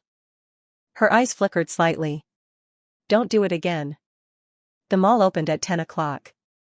In order to have enough time to spend with his wife and son, Bo Jing went to the company early to have a very important meeting. At 7:50 a.m., only Shuhua and Bao were at the dining table at Bo Garden, having breakfast. Shuhua didn't have much emotion on her face, but her gaze was fixed on Bao's face. Bao's heart began to feel uneasy. It's over. Daddy must have confronted Mommy. Daddy left, and Mommy looks like this. It seems the confrontation was definitely not ideal. Sigh, he was really pitiful and truly miserable. He actually has to be stuck in the middle of mommy and daddy, caught in between. He was even more miserable than a jam sandwich. After quickly eating 2 small steamed buns and drinking a glass of milk, Bao got down from his chair. Mommy, I'm full. I'm going to do my homework. Shuhua put down her cutlery and stood up. I've finished eating too. I'll go with you. Bao's lips twitched slightly. Mommy, is there a chance that I don't want you to go with me? Shuhua saw Bao's resistance at a glance, but she acted like she didn't see it. 2 minutes later, in Bao's study, he slowly took out his textbooks, flipping through them without actually writing. Shuhua stood behind him and asked knowingly, didn't you say you were going to do your homework? Why aren't you writing? Bao sighed quietly. Mommy, actually, I've already finished my homework. Shuhua said with an unclear tone, and didn't say anything else. Bao. To be honest, Mommy is so much better when she's direct than when she's like this. Mommy, did you and Daddy argue again? The little guy's voice was especially soft. What makes you say that? Shuhua asked Bao in return. I just have a feeling. Then your feeling isn't accurate. Huh? Bao turned around and looked at Shuhua in surprise. Mommy, if you and Daddy didn't argue, why did he leave for the company so early? To have a meeting. Shuhua reached out and rubbed her son's head. He said that he'll come back to pick us up after his meeting. Bao reached out and lightly tugged at Shuhua's sleeve. Mommy, don't look at me like that, I'm nervous. Shuhua snorted coldly. Brat, when you were digging a hole for me, I didn't see you being nervous. Bao's heart tightened. Shuhua's hand, which had been rubbing his head, moved down and pinched his little ear. Yesterday, you played a trick on me, and this morning you dig a big hole for me. You really are my good son. Bao was best at giving in. While saying ouch, ouch, he didn't forget to say, Mommy, I was wrong. I'll never do it again. Last time when you got in trouble at school, and dug a hole for me to clean up the mess, you said the same thing. And the time before that, you broke the skirt of a female classmate, you. Mommy, don't say it. Bao's face turned completely red. There was nothing else, but the thing that happened the last time when he broke his female classmate's skirt was too embarrassing.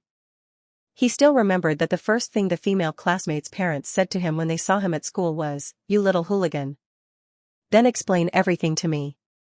Bao nodded frantically. That night, when your brother called you, Daddy thought it was some wild man of yours, and he thought you were cheating on him. He even had the lawyer prepare the divorce agreement and asked me to choose between him and you. I was just talking casually. I thought he would never waste his time and effort to find that Einar to confront you. I never thought that he would do something unconventional, and just lock me in his room, and go confront you. Mommy, I didn't dig a hole for you on purpose this time. After finishing, Bao even blinked his eyes innocently. He was already so cute. Wherever he went, everyone would like him. He was like a flower that everyone wanted, and cars would blow a tire when they saw him. Now that he was pretending to be innocent so deliberately, who could resist him? Shuhua cleared her throat. Okay, this time I'll forgive you. Next time, I'll punish you. Bao immediately beamed. Thank you, Mommy. Mommy, you're so nice. I love you forever. After finishing his meeting, Bo Jing rushed back to Bo Garden to pick up Shuhua and Bao. He had clarified things with Shuhua that morning. When they got to the mall, the atmosphere of the family of 3 was quite harmonious. Passing by a popular bubble tea shop, Bao's eyes twinkled and he whined to Bo Jing and Shuhua, Daddy, Mommy, I want to drink bubble tea. Bao had never drunk bubble tea before. Shuhua frowned involuntarily at his sudden request. Ziyu, that stuff is unhealthy. I don't drink it every day, just once in a while. It's okay, Mommy, Bao said as he shook Shuhua's arm gently. Let me drink it, please, please, please, okay? More whining. Shuhua just couldn't take it. She looked at Bo Jing, giving him a frantic look and hoping that he would stand up and stop them. She never imagined that not only would Bo Jing not stop Bao from drinking bubble tea, but he would also tell Yang Yi, who was standing next to him, you, go get in line. Yang Yi respectfully nodded his head. yes, President. After Yang Yi joined the queue, Bo Jing asked Bao, which flavor do you want? Daddy, I'm okay with any flavor. Bao said happily, I'm not picky. Hearing his son's words, Bo Jing thought for a moment before again instructing Yang Yi, get one of each flavor. Yang Yi thought in his heart, President, aren't you exaggerating too much? Yang Yi said out loud, yes, President. Bao had never had a father before. This was the first time he had truly felt his father's love, which was as heavy as a mountain. To be honest, he just really liked it. His eyes were shining brightly as he stared fixedly at Bo Jing, and he muttered softly, Daddy, you are so nice to me. It was just spending a little money to buy some bubble tea, but his son actually thought Bo Jing was really nice to him. It made Bo Jing feel especially guilty. He reached out and rubbed his son's head, being sentimental for once in his life. You're my son, if I'm not nice to you, who am I going to be nice to? Bao. Daddy was so good at saying sweet things. Aw, I'm really the happiest kid in the world right now. Shuhua on the side. What a loving father-son show. So, am I the extra one now? As Shuhua felt a pang of jealousy, Bao suddenly reached out and hooked her pinky finger. Mommy Daddy asked Uncle Yang Yi to buy a lot of bubble tea. You should have a cup later, too. I don't like drinking that. Shuhua replied stiffly. You just drink it. You haven't even tried it, how do you know you don't like it? Bao coaxed her, Mommy, you have to be brave and try new things. That's what you taught me, have you forgotten? Chapter 20, Thin Mirror, is this 7-year-old son really only 7? Shuhua eventually did share a milk tea with Bao. The taste was better than she had expected, but the sugar and additives were a bit much. After a couple of sips, she earnestly warned her son, it's not healthy, you should drink it less. Okay, Mommy. I swear, I'll have it maybe 3 times a year at most, he said, though in his mind he was thinking, the real person who needs to be watched with milk tea is Xiaobao. That girl has it 8 times a week, way too unhealthy. They bought dozens of milk teas, far more than they could drink. Bao was a real go-getter. He sat on a bench in front of the milk tea shop, and whenever he saw a pretty young woman, he'd have Yang Yi deliver her a cup. The combination of the handsome and beautiful Bo Jing and Shuhua, along with Bao, who was exceptionally cute for a young child, was incredibly charming. Let's just say, what girl could resist such a delightful family's kind gesture? In less than 10 minutes, all the milk teas were gone. Bao got off the bench, took Bo Jing's hand in one of his own and Shuhua's in the other, and continued their stroll through the mall. When they passed a jewelry store, Bao's eyes lit up, and he tugged forcefully on Bo Jing's hand. Daddy, let's go in and take a look. Bo Jing thought. This son, who looks exactly like him, how can his personality be so unlike his own? First he was sending milk teas to pretty young women, and now he wants to browse a jewelry store. TSK, these preferences are truly indescribable. Bo Jing was speechless, and Shuhua felt the same way. That little rascal, Yi Ziyu. I wonder who he takes after. Bao waited a moment and, seeing that Bo Jing hadn't responded, called out again, Daddy? Snapping out of his thoughts, Bo Jing said, Okay, let's go in and have a look. The father and son walked ahead, while Shuhua followed behind, feeling quite helpless. Yang Yi trailed behind Shuhua. Bao was truly a bit crazy. Whenever he saw pretty jewelry or accessories meant for girls, he would strike a pose, acting like an old soul, and say to the jewelry store staff, Take that out so I can see it. The staff were a little dumbfounded. It was their first time seeing a small child drag his parents into a jewelry store. They didn't know if they should take his request seriously or not. Bo Jing, sensing the staff's awkwardness, gave Yang Yi a look. Yang Yi understood, stepping forward and saying, Our young master tells you to bring it out, just do it. Why are you being so slow? And just like that, in a mere 10 minutes, Bao had looked at more than a dozen pricey pieces of jewelry, and still appeared dissatisfied, declaring, The quality of these isn't good at all, they're disappointing. The staff thought. Is this really just a child? His judgment is so sharp.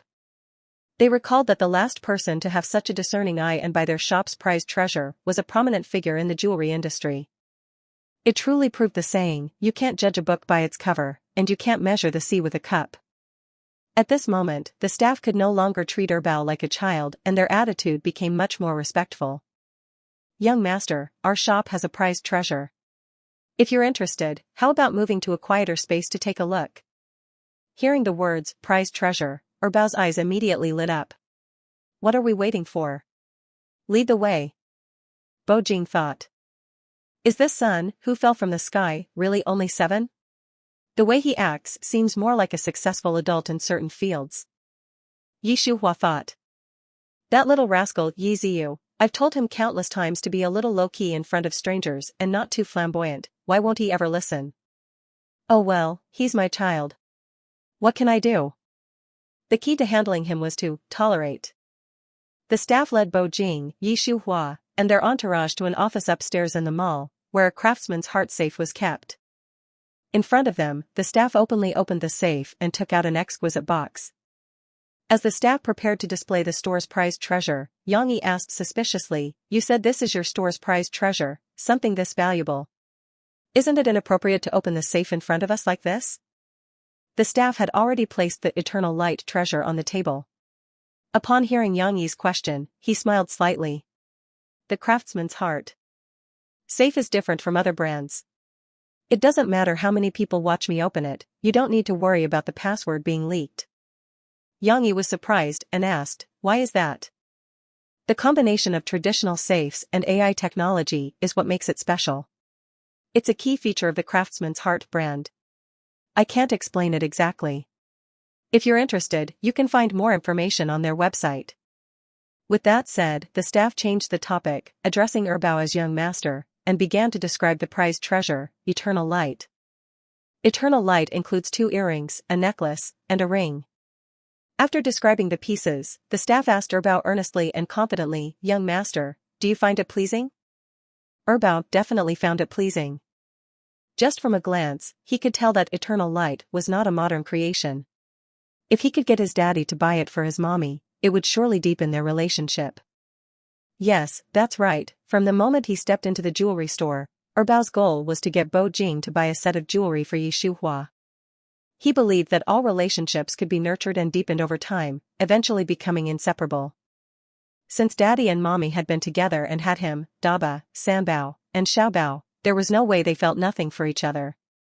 Now, as long as they fueled the flames, his, Daba's, Sanbao's, and Xiaobao's wish for a family reunion could surely come true. It's passable, Bao said in an old-fashioned tone. Then he asked the staff, how much does it cost? 53 million, the staff member replied quickly. Bao asked, RMB? The staff nodded. Yes, young master. Bao rubbed his chin, thought for a moment, and then asked the staff again, the items are indeed good, but why 53 million? Tell me why. At this point in the conversation, a deal was essentially almost done. So as soon as Bao finished asking, the staff member immediately replied, young master, you have a very keen eye. The inherent value of Eternal Light may not be 53 million, but the extra value will definitely make it more than worth it. Bao raised his eyebrows slightly.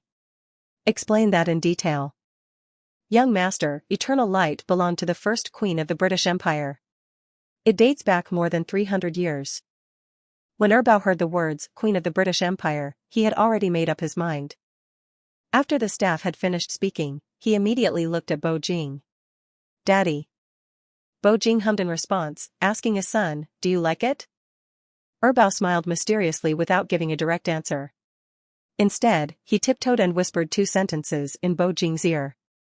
After hearing it, Bo Jing looked at Shuhua, who was sitting opposite them, with a meaningful expression and then said sternly, Yang Yi, pay the bill, buy it. Chapter 21, Madam, it's the first time the president has given a woman a gift. When Yang heard his CEO say, pay for it, buy it, he was completely in a state of bewilderment and utter shock. President, are you kidding me? This is something worth over 50 million, not 50,000. Just because the young master wants to buy it, you're just going to buy it? Isn't that a bit too rash? Taking a deep breath, Yang cautiously and tentatively asked Bo Jing, President, are you sure you want to buy it? The man's face darkened. Yang Yi, I see you don't want your bonus this month. How dare you question my decision? You've got some nerve. For Yang Yi, the bonus made up almost half of his total monthly salary. He didn't mind doing hard labor, or even being bullied or beaten, but deducting his bonus? That was absolutely out of the question. As soon as Bo Jing finished speaking, Yang Yi quickly changed his tune, saying very respectfully, "Yes, President, I'll go swipe the card now."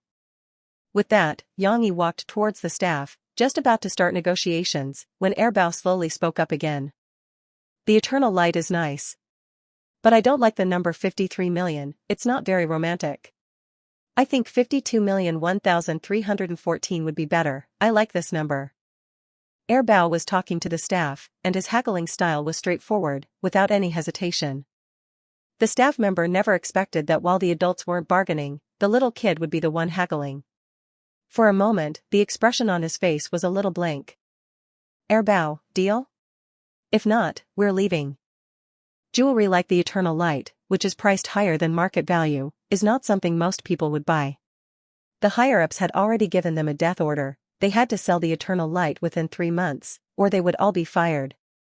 And, coincidentally, only 3 days remained in the 3-month deadline.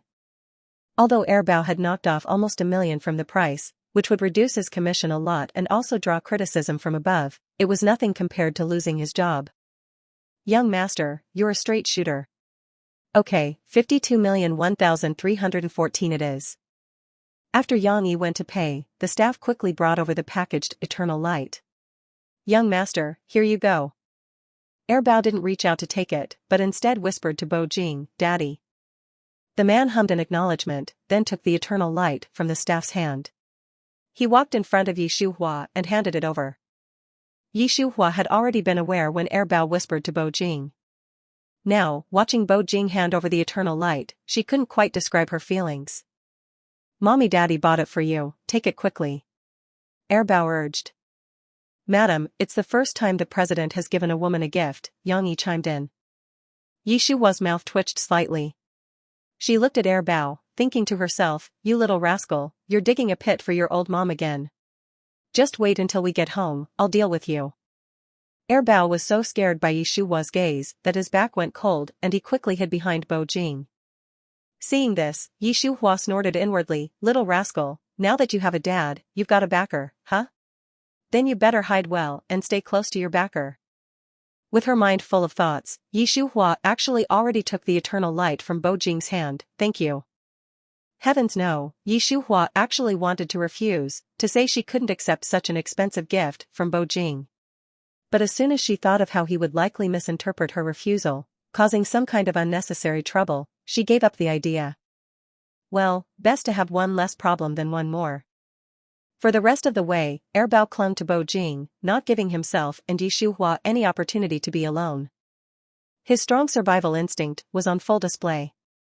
Seeing that they were about to reach the place they'd agreed to meet Bao, San Bao, and Xiao Bao, Yi Shuhua simply said to Bao, "You stay with your dad and don't run around." Bao understood Yi Shuhua's meaning instantly, and nodded obediently, "I know, Mommy." "Where are you going?" Bo Jing asked. Yi Shuhua smiled, telling a blatant lie, "I'm a bit tired, I'm going upstairs to the spa for a treatment."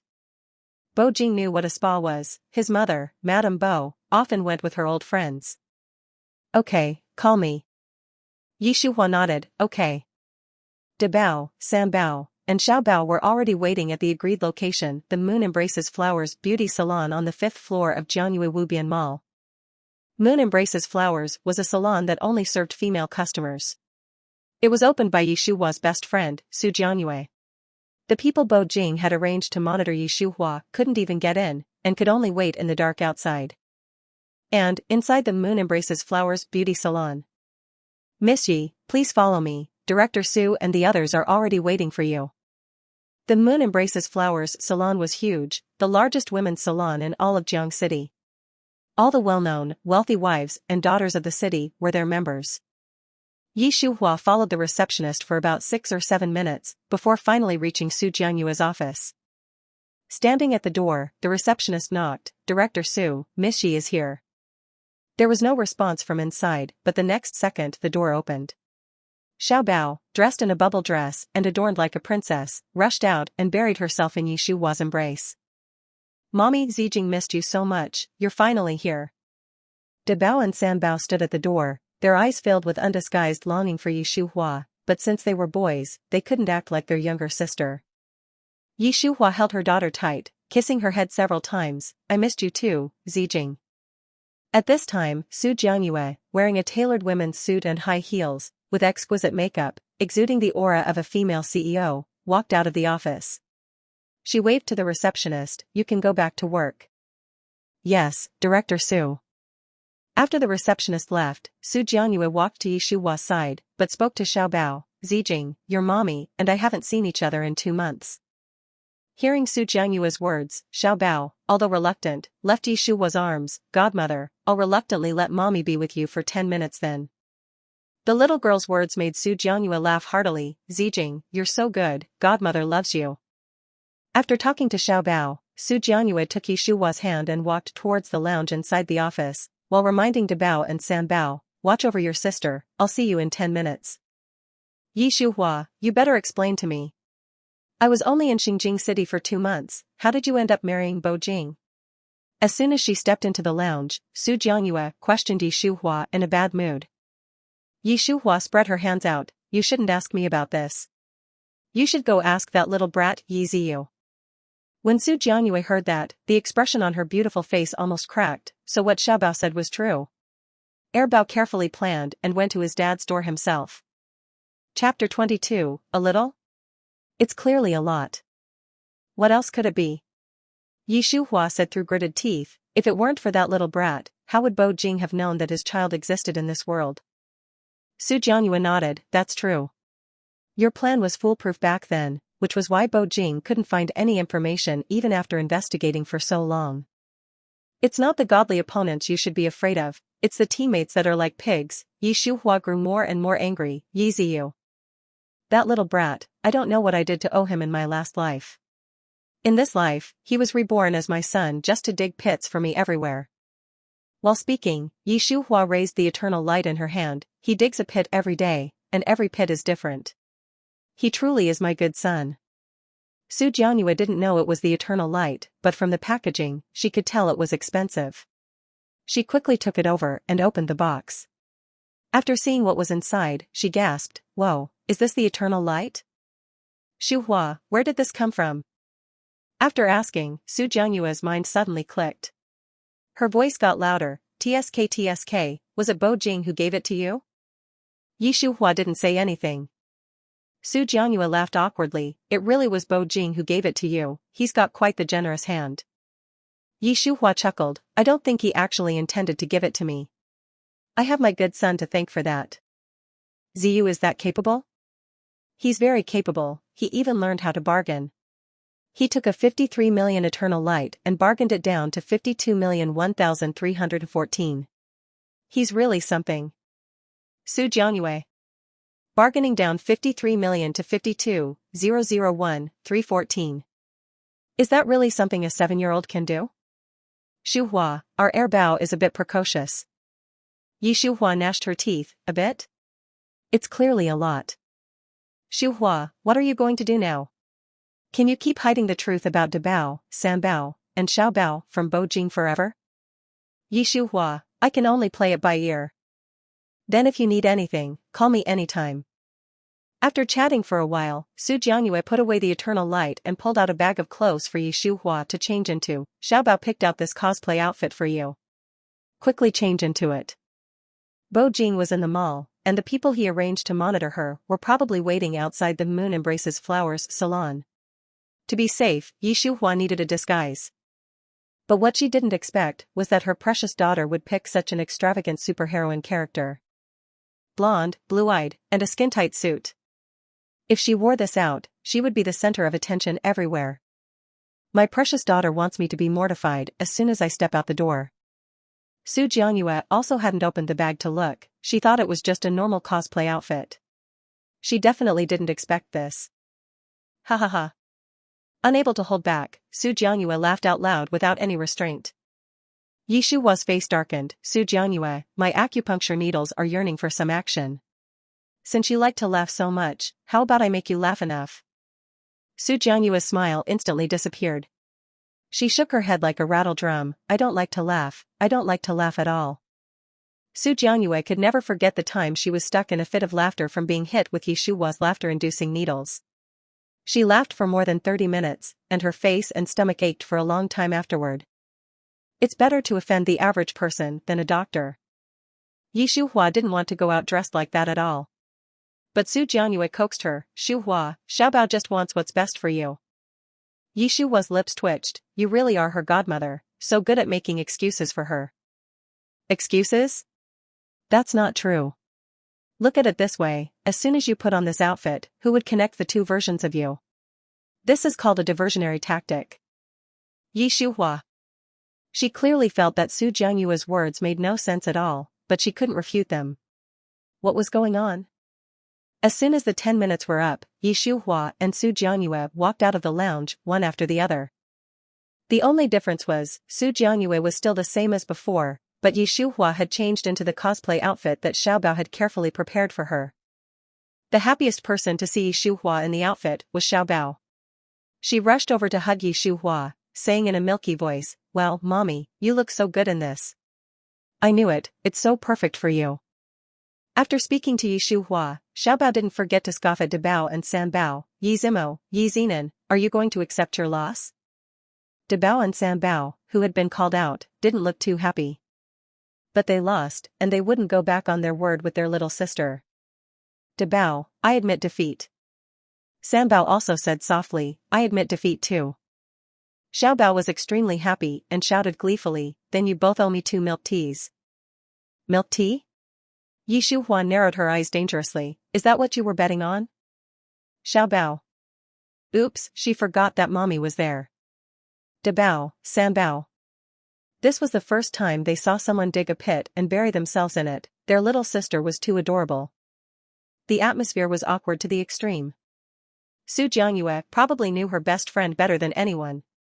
She was afraid that Yi Shuhua would suddenly lecture Xiaobao and make her cry, so she quickly stepped in. "Shuhua, the family amusement park sent a message asking us when we're going to be there." The family amusement park was something Yi Shuhua had booked in advance.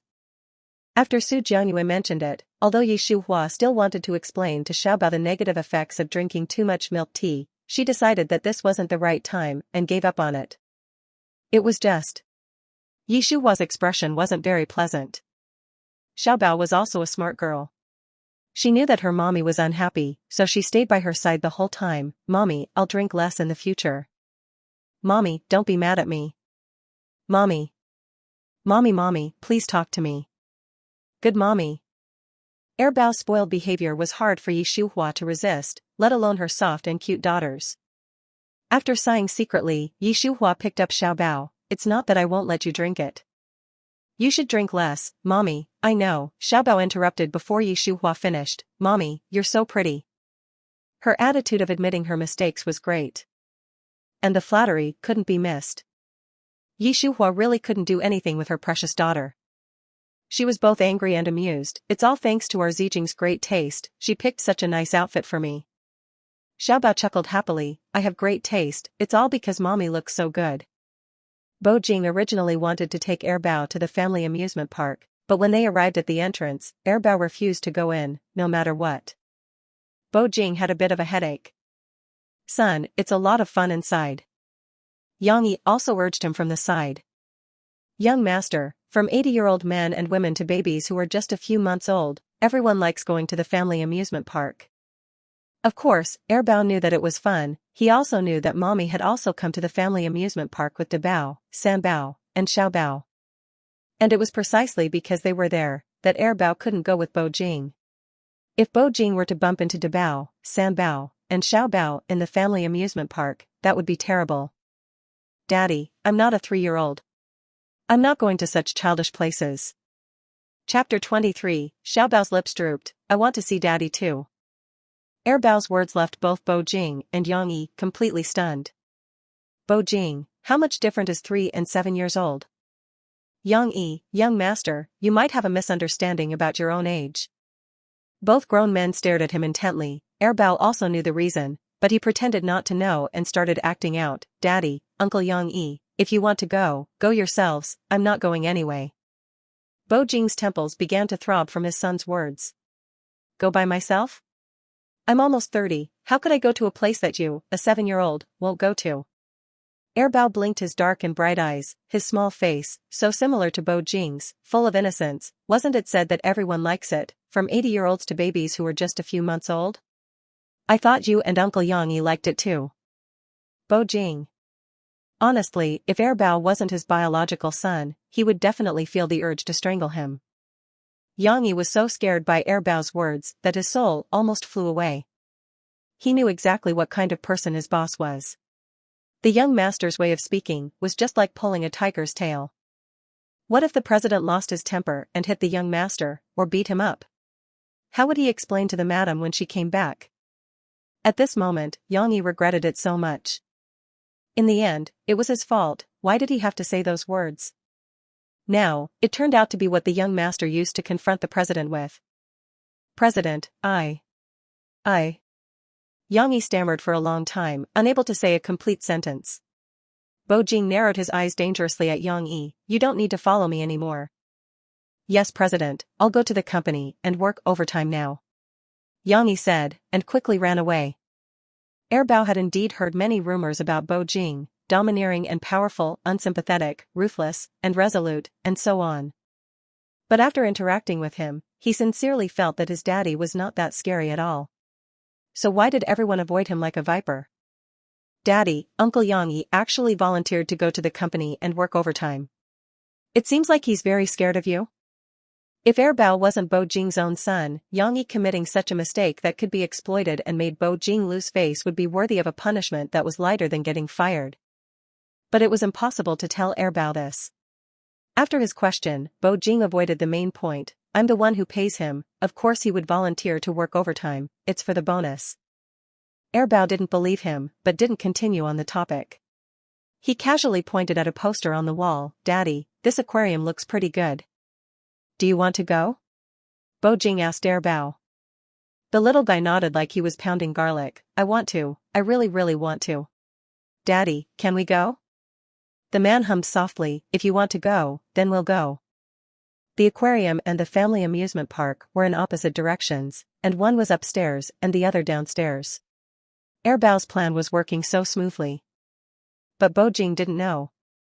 He thought that his son genuinely liked the aquarium. After going there, he especially told the staff, don't let any visitors in for now. You don't let us in just because you say so? What makes you think you have the right to do that? Do you own the aquarium? The staff member felt that Bo Jing was being unreasonable and subconsciously confronted him. Bo Jing was displeased. His cold gaze landed on the staff member's number on his chest. 9473, very well, you're fired. Staff member 9473? He had worked hard and never been careless. He was a well-known model worker in the aquarium. This man, dressed in a suit and tie, looking respectable, was trying to fire him, just like that? Why? Besides, the aquarium was under the Bo family, Jiang City's richest family. This man.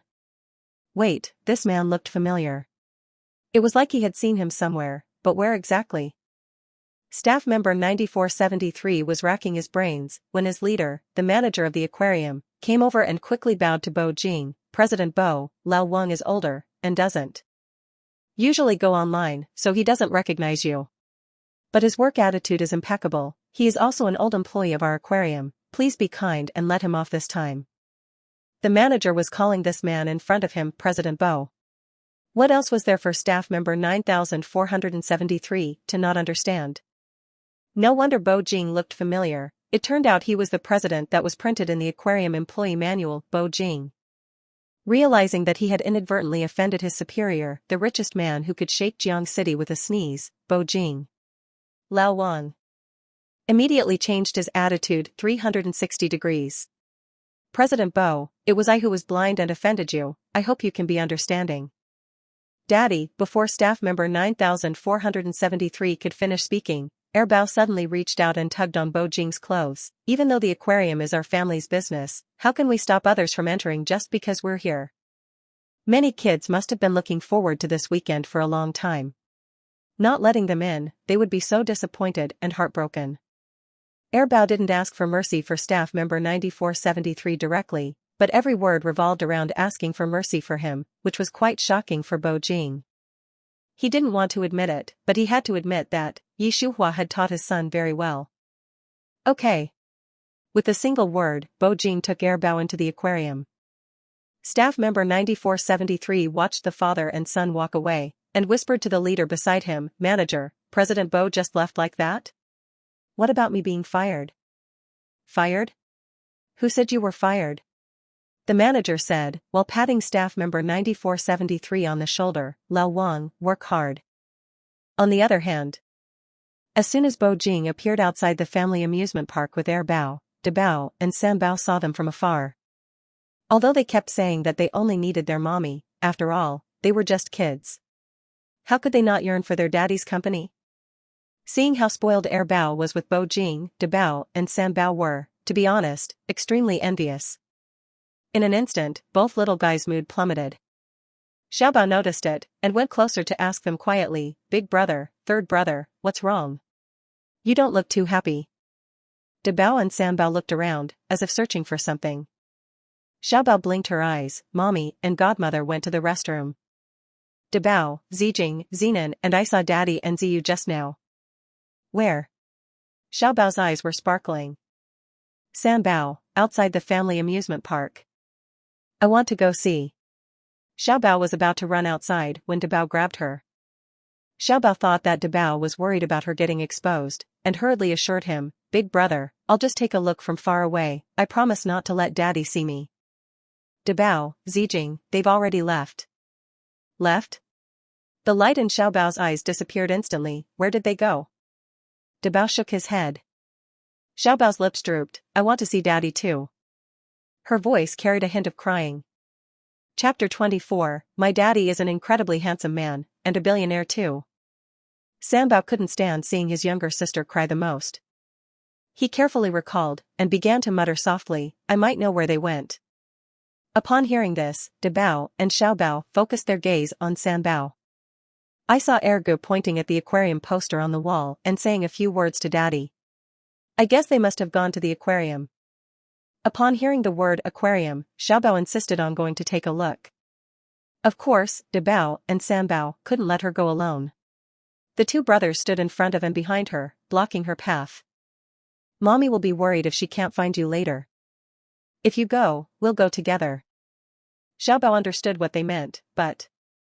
Big brother, third brother, you look exactly the same as Ergo.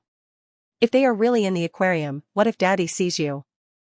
Xiaobao paused, hesitant. Bao and Bao fell into deep thought. Xiaobao blinked her beautiful eyes, assuring them, Big brother, third brother, I look like mommy. Even if Daddy sees me, he won't suspect anything. I promise, I'll be back very soon. Big brother. Third brother. Just let me go, please. Who could resist Xiaobao's pleas like that? Bao and Bao looked at each other, exchanging glances for a while, before finally speaking. Bao, Zijing, you have to be back in 30 minutes at most. Bao, if mommy asks, I'll say you went to the restroom. Thank you big brother, thank you third brother, Zijing loves you guys. There were many people and many marine creatures in the aquarium. If Bao hadn't traveled the world so much with Shuhua, he would definitely be as amazed as other children. Unfortunately, there were no ifs. Fortunately, Bao was a good actor from a young age. Pretending to like it, pretending to be shocked, was a piece of cake for him. Daddy, is that what seals look like? Well, this is my first time seeing a shark, it's just like in the TV shows. Daddy, look, it's a jellyfish. There's also a seahorse, a sea snake, dolphins. There are so many kinds. All Bo Jing could hear was Bao's joyful voice. Seeing his son happy, his heart also felt soft. This was his first time being a dad, the first time taking his son to the aquarium. This feeling seemed not bad at all. Xiaobao's goal was clear, the aquarium. She bought her ticket early. After entering, she found a staff member and showed them a picture of Bo Jing and Bao, asking if they had seen them. Bo Jing was the owner of the aquarium and Bao was his son, so them walking together was very conspicuous. Of course, the staff member remembered them. After politely thanking them, Xiaobao headed in the direction of where Bo Jing and Bao were. Her luck was unusually good. She hadn't walked far before she saw Bo Jing and Bao's figures. Without thinking, she trotted up, grabbed Bo Jing's clothes, and asked in a milky voice, "Uncle, have you seen my mommy?" Bao was very familiar with Xiaobao's voice. He looked at her in surprise, his eyes asking, "Zijing, why are you here?" Xiaobao's eyes replied, "I also want to be with Daddy, ergo, can you disappear for a little while?" Bao had never heard such a brazen request. But who asked the person making the request to be his little sister? He only had one sister, how could he not spoil her?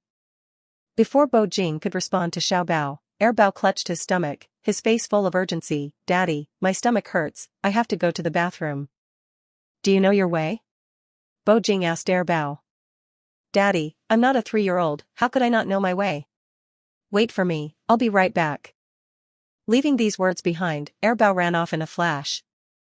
Bo Jing was a little helpless, and at the same time, turned his face, his gaze falling on Xiaobao. He had been paying attention to his son, and hadn't noticed the little girl. Now that he looked closely, she looked very familiar, and gave him a sense of familiarity. But Bo Jing's memory was very good, and he was definitely not mistaken.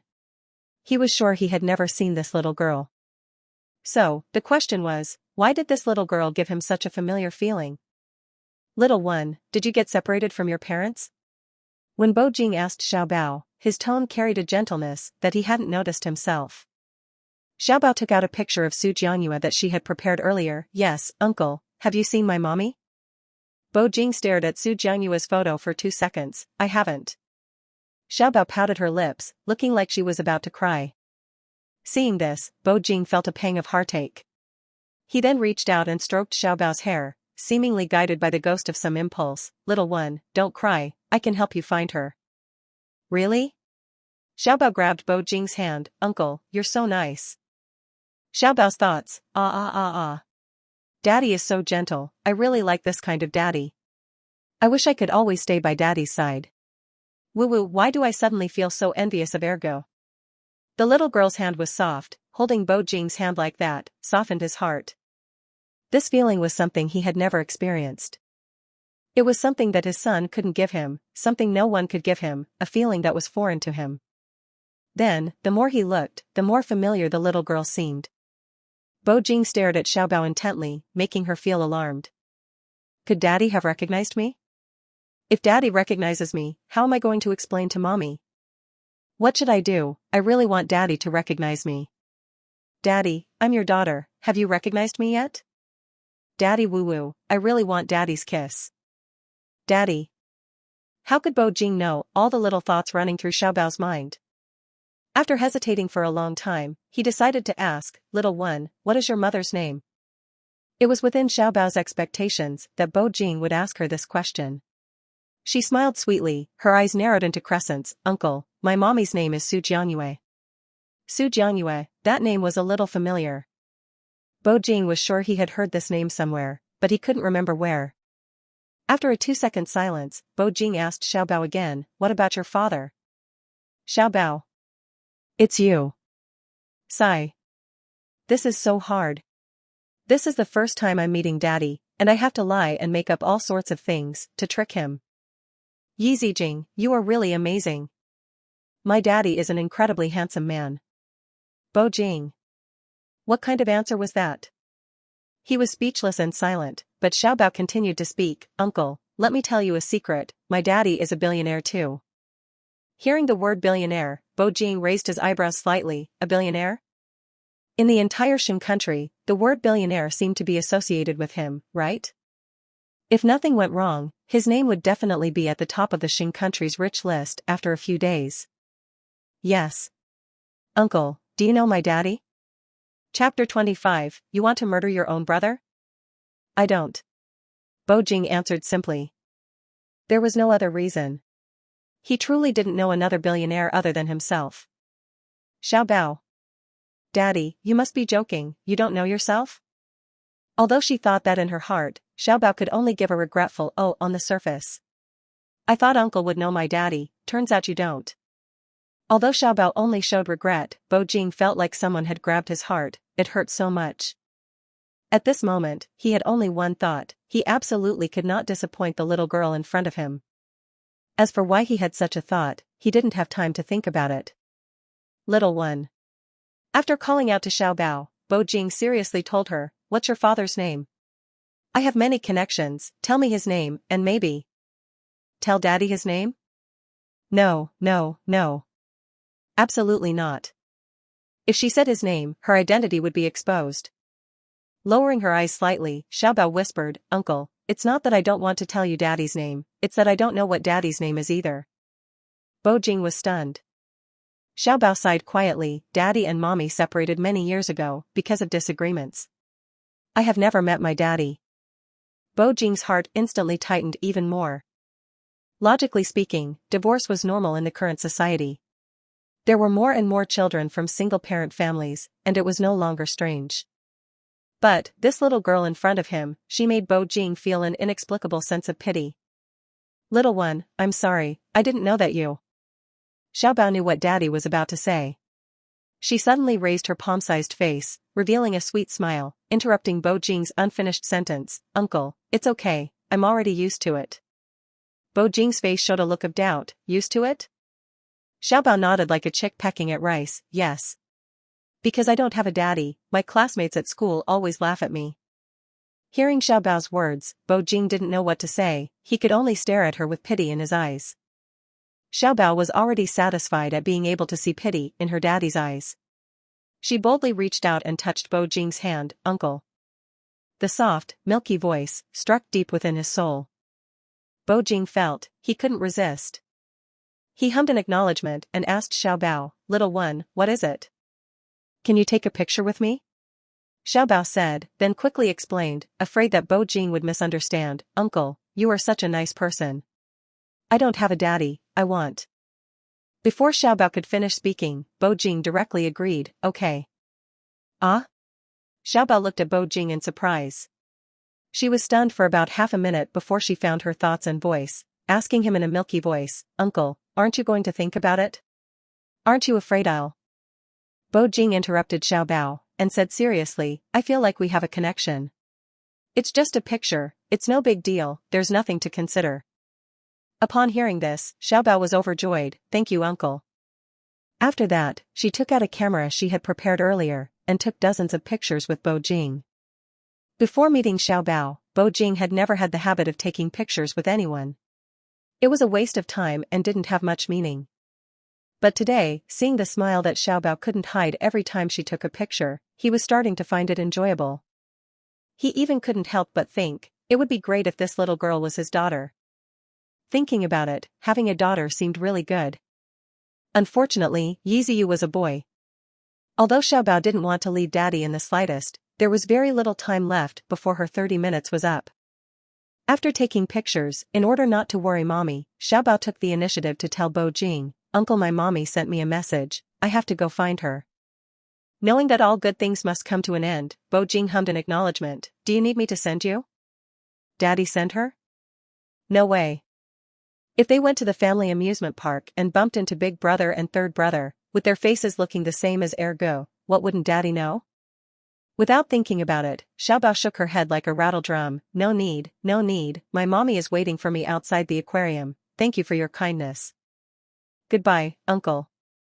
After saying that, seemingly afraid that Bo Jing would really try to see her off, Xiaobao hurriedly ran away.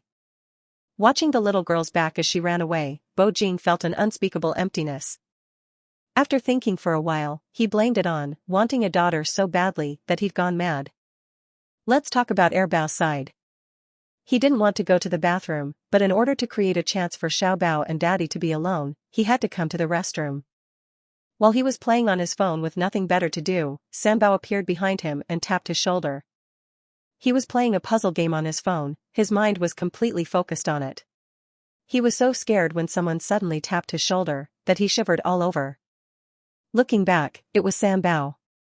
He let out a sigh of relief, but his tone was not very good. "Yi Zenan, you scared the life out of me, do you want to murder your own brother?" Sanbao rolled his eyes. "You were too immersed in your game, how can you blame me?" Erbao. He was being blamed. So angry. But he could only endure it, as he couldn't beat up his own younger brother to vent his anger. What else could he do? Yi Zenan, why did you come to the aquarium too? Sanbao didn't rush to answer Erbao's question. Instead, he stared meaningfully at the clothes he was wearing. Erbao felt his scalp tingling, and he subconsciously clutched his clothes tightly. Yi Zenan, why are you looking at me like that? What do you want? Sanbao smiled mysteriously, then leaned close to Erbao's ear, saying, Ergo. I want to.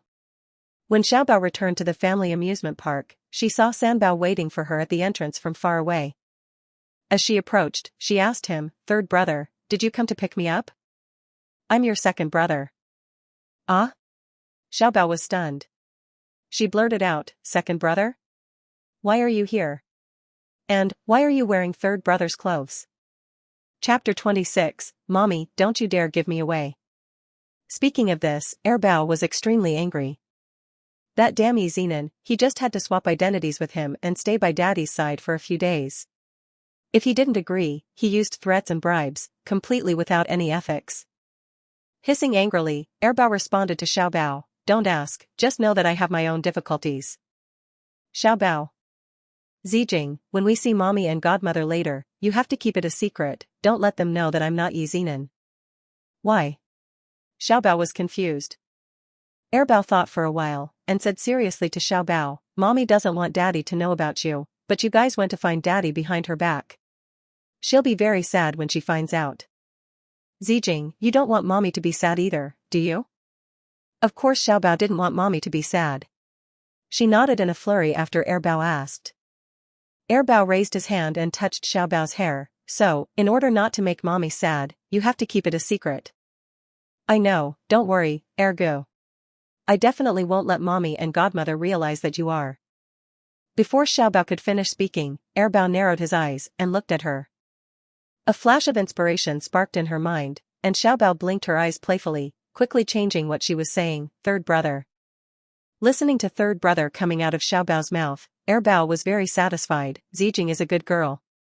After Sanbao returned to Bo Jing's side wearing Erbao's clothes, although he tried his best to act like Erbao, they were two different people with different personalities. No matter how hard he tried, there were some differences. Like right now. Bo Jing asked Sanbao, Ziyu, are we going to see the killer whales now? Sanbao had no idea that seeing the killer whales was something Bo Jing and Erbao had agreed on, so he shook his head, Daddy, can we not go? Bo Jing was startled in his heart, but his tone remained the same as usual, you don't want to go? Sanbao nodded, yes. He said he wanted to see the killer whales before, but now he said he didn't want to. This. Are you sure? Sanbao continued to nod. Bo Jing. He felt that his son was acting strangely, but he couldn't tell exactly what was strange. Truthfully, if it weren't for his son's clothes and appearance being exactly the same as before, Bo Jing would have suspected that his son had been switched out. Where to now? Sanbao didn't want to continue wandering around the mall. Now he just wanted to go back to his daddy's house and solidify the fact that he and Erbao had swapped identities. That way, even if Mommy found out that he and Erbao had switched identities when she got home, she would have no choice but to let it be. Daddy, let's go home now. Your mother is still upstairs at the spa, not going to wait for her? Bo Jing asked Sanbao. Sanbao blinked his eyes, Mommy is an adult, she can go home by herself. Daddy, I really want to go home, can we go back first? Listening to his son's words, Bo Jing felt that this child was even more strange. But after carefully looking at him and confirming again and again, it was definitely his son, Bo Jing, without a doubt. Damn it, what was wrong with him today? First he looked at someone else's daughter, and his emotions fluctuated so much. Then he looked at his own son and always felt that there was something weird about him. While Bo Jing's thoughts were running wild, Sanbao, unable to wait for his reply, couldn't help but ask softly, Daddy, can we really not go back first? This time, Sanbao's tone was filled with deep disappointment. Listening to that disappointment, Bo Jing felt extremely guilty. He felt like he wasn't a good father. Okay, we'll go back first.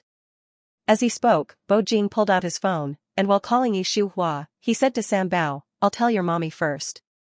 Sanbao nodded obediently, okay. Yi Shuhua answered the phone very quickly. Hearing Bo Jing on the other end of the phone say that he and Bao were going back first, she agreed almost without a second thought. I'll still be at least an hour, it's better for you to go back first. Then, without waiting for Bo Jing to continue speaking, she hung up. Bo Jing held his phone, feeling a bit annoyed that Shuhua hung up on him, but Bao had already asked him, "Daddy, what did Mommy say?" She said okay. Bo Jing said before reaching out and taking his son's hand. The two, one big and one small, walked out of the aquarium. Taking the elevator down, arriving at the parking lot, getting in the car, then Bo Jing starting the car and driving towards Bo Garden with Bao, the little guy finally felt a sense of relief. Oh yeah. Successfully swapped identities with Bao. Shuhua hung up on Bo Jing's call, and her gaze suddenly fell on Bao and Bao. Yi Zinan, Yi Zijing, where did you two run off to? Your godmother and I were looking everywhere, and couldn't find you. We almost thought you were kidnapped by human traffickers. Bao's personal characteristics were too strong. As soon as he opened his mouth, Shuhua would definitely notice something amiss. He had a ton of things he wanted to say to refute Shuhua, but in order to not expose himself, Bao managed to hold back, not saying a single word. Mommy, Bao, having already communicated with Bao, said in a milky voice after Shuhua finished speaking, "Third brother. And I are so smart and quick-witted. If human traffickers really targeted us, who would be kidnapping who is really hard to say. Mommy, you don't have to worry." Bao. Yi Zijing, oh Yi Zijing, you really are a genius, you can even say something as outrageous as that. Bao was also speechless, just like Bao. Except, he kept his reactions to himself and didn't show it on his face at all. Su Jiangyue had a lower threshold for laughter. As soon as Bao finished speaking, she laughed heartily. "Zijing, how can you be so cute?" "Ha ha ha, truth be told, based on my understanding of you and Zenon, what you said isn't even an exaggeration." After talking to Bao, Su Jiangyue turned to Shuhua. "Shuhua, I'm really envious of you, you gave birth to such cute, smart and witty kids, I really want to steal one." Shuhua's lips twitched helplessly. "All of them are so troublesome, I'll send you all of them if you want them." Although Bao liked her godmother, godmother was still godmother. If Mommy really sent her to godmother, she still wouldn't be able to accept it. She hurriedly stretched out her small hand and hugged Shuhua's arm, shaking her head to refuse. "Mommy, don't you dare give me away. I'll be your daughter in this life, you can't shake me off even if you wanted to." Chapter 27, When did the big boss have children? When the little girl got stubborn, she was completely unreasonable. After listening, Shuhua's heart was filled with the helplessness of an old mother towards her child. Confession brings leniency, resistance brings severity. "Where did you two go just now?" Bao remained silent. Bao rolled her dark and bright eyes and answered very seriously, "Mommy, I went to the restroom. Third brother was worried about me and came to find me. Big brother knows." Saying this, Bao looked at Bao. "Big brother, didn't you tell Mommy?" Bao, who had been called out, "I told her, but you didn't come back for too long, Mommy was worried." In Shuhua's mind, her daughter was a soft and cute little girl, who never told lies. Plus, Bao had indeed said she went to the restroom, so Shuhua didn't suspect anything further. "The family games are about to start, are you going to play?" Bao, Bao, and Bao all said in unison, "Yes." There were many family game projects, and the three kids unanimously chose the three-legged race. 2 adults and 3 children, there weren't enough. Bao thought for a while and said very seriously to Bao and Bao, "Big brother, third brother, you play with Mommy and godmother, I won't play." Bao and Bao were a little surprised. After all, they were both ready to let Bao play and not play themselves. Bao, Zijing, you play. Bao, as the older brother, it's only right to yield to your younger sister. There's no reason for a younger sister to yield to her older brother. Bao wasn't actually yielding. Although the three-legged race was quite interesting, and Bao was very interested in it, her physical strength was not as good as Bao and Bao after all. If she joined, she was afraid she wouldn't have the chance to win the championship and the prizes. But, the prize just happened to be what Bao liked. In order to get the prize, she was willing to withdraw. "Big brother, third brother, you participate, I just want the prize." Bao's little face was filled with seriousness. Three-legged race, a mere championship. Wasn't it as good as having something in her pocket? De Bao and Bao exchanged glances, and then replied in unison, Zijing, don't worry, the prize will definitely be yours. With De Bao and Bao's guarantee, Xiaobao was completely reassured. She smiled sweetly, then I'll thank you in advance, big brother and third brother. The people who came to the family amusement park in Jiangyue Wubian Mall were all the important figures in Jiang City. It was rumored on the internet, if you're rich but have no power, you can't come. If you have power but are not rich, you still can't come. De Bao and Bao looked exactly like Bo Jing. Their combination with Yi Shuhua and Su Jiangyue was very outstanding, leaving all the other groups far behind. It directly attracted everyone's attention. In the crowd that was watching, whispers started to rise. Are those two children twins? They look like they were made from the same mold. Are you only paying attention to the twins? Didn't you notice that they look very much like our big boss, Bo Jing? I hadn't realized it until you pointed it out. Not only are they similar, they're just mini versions of Big Boss Bo Jing. I'd say, Big Boss Bo Jing probably looked like this when he was a kid. Whoa, those two can't be Big Boss Bo Jing's illegitimate sons who have been lost somewhere? They look so much alike. Who would believe it if they said they weren't his illegitimate sons?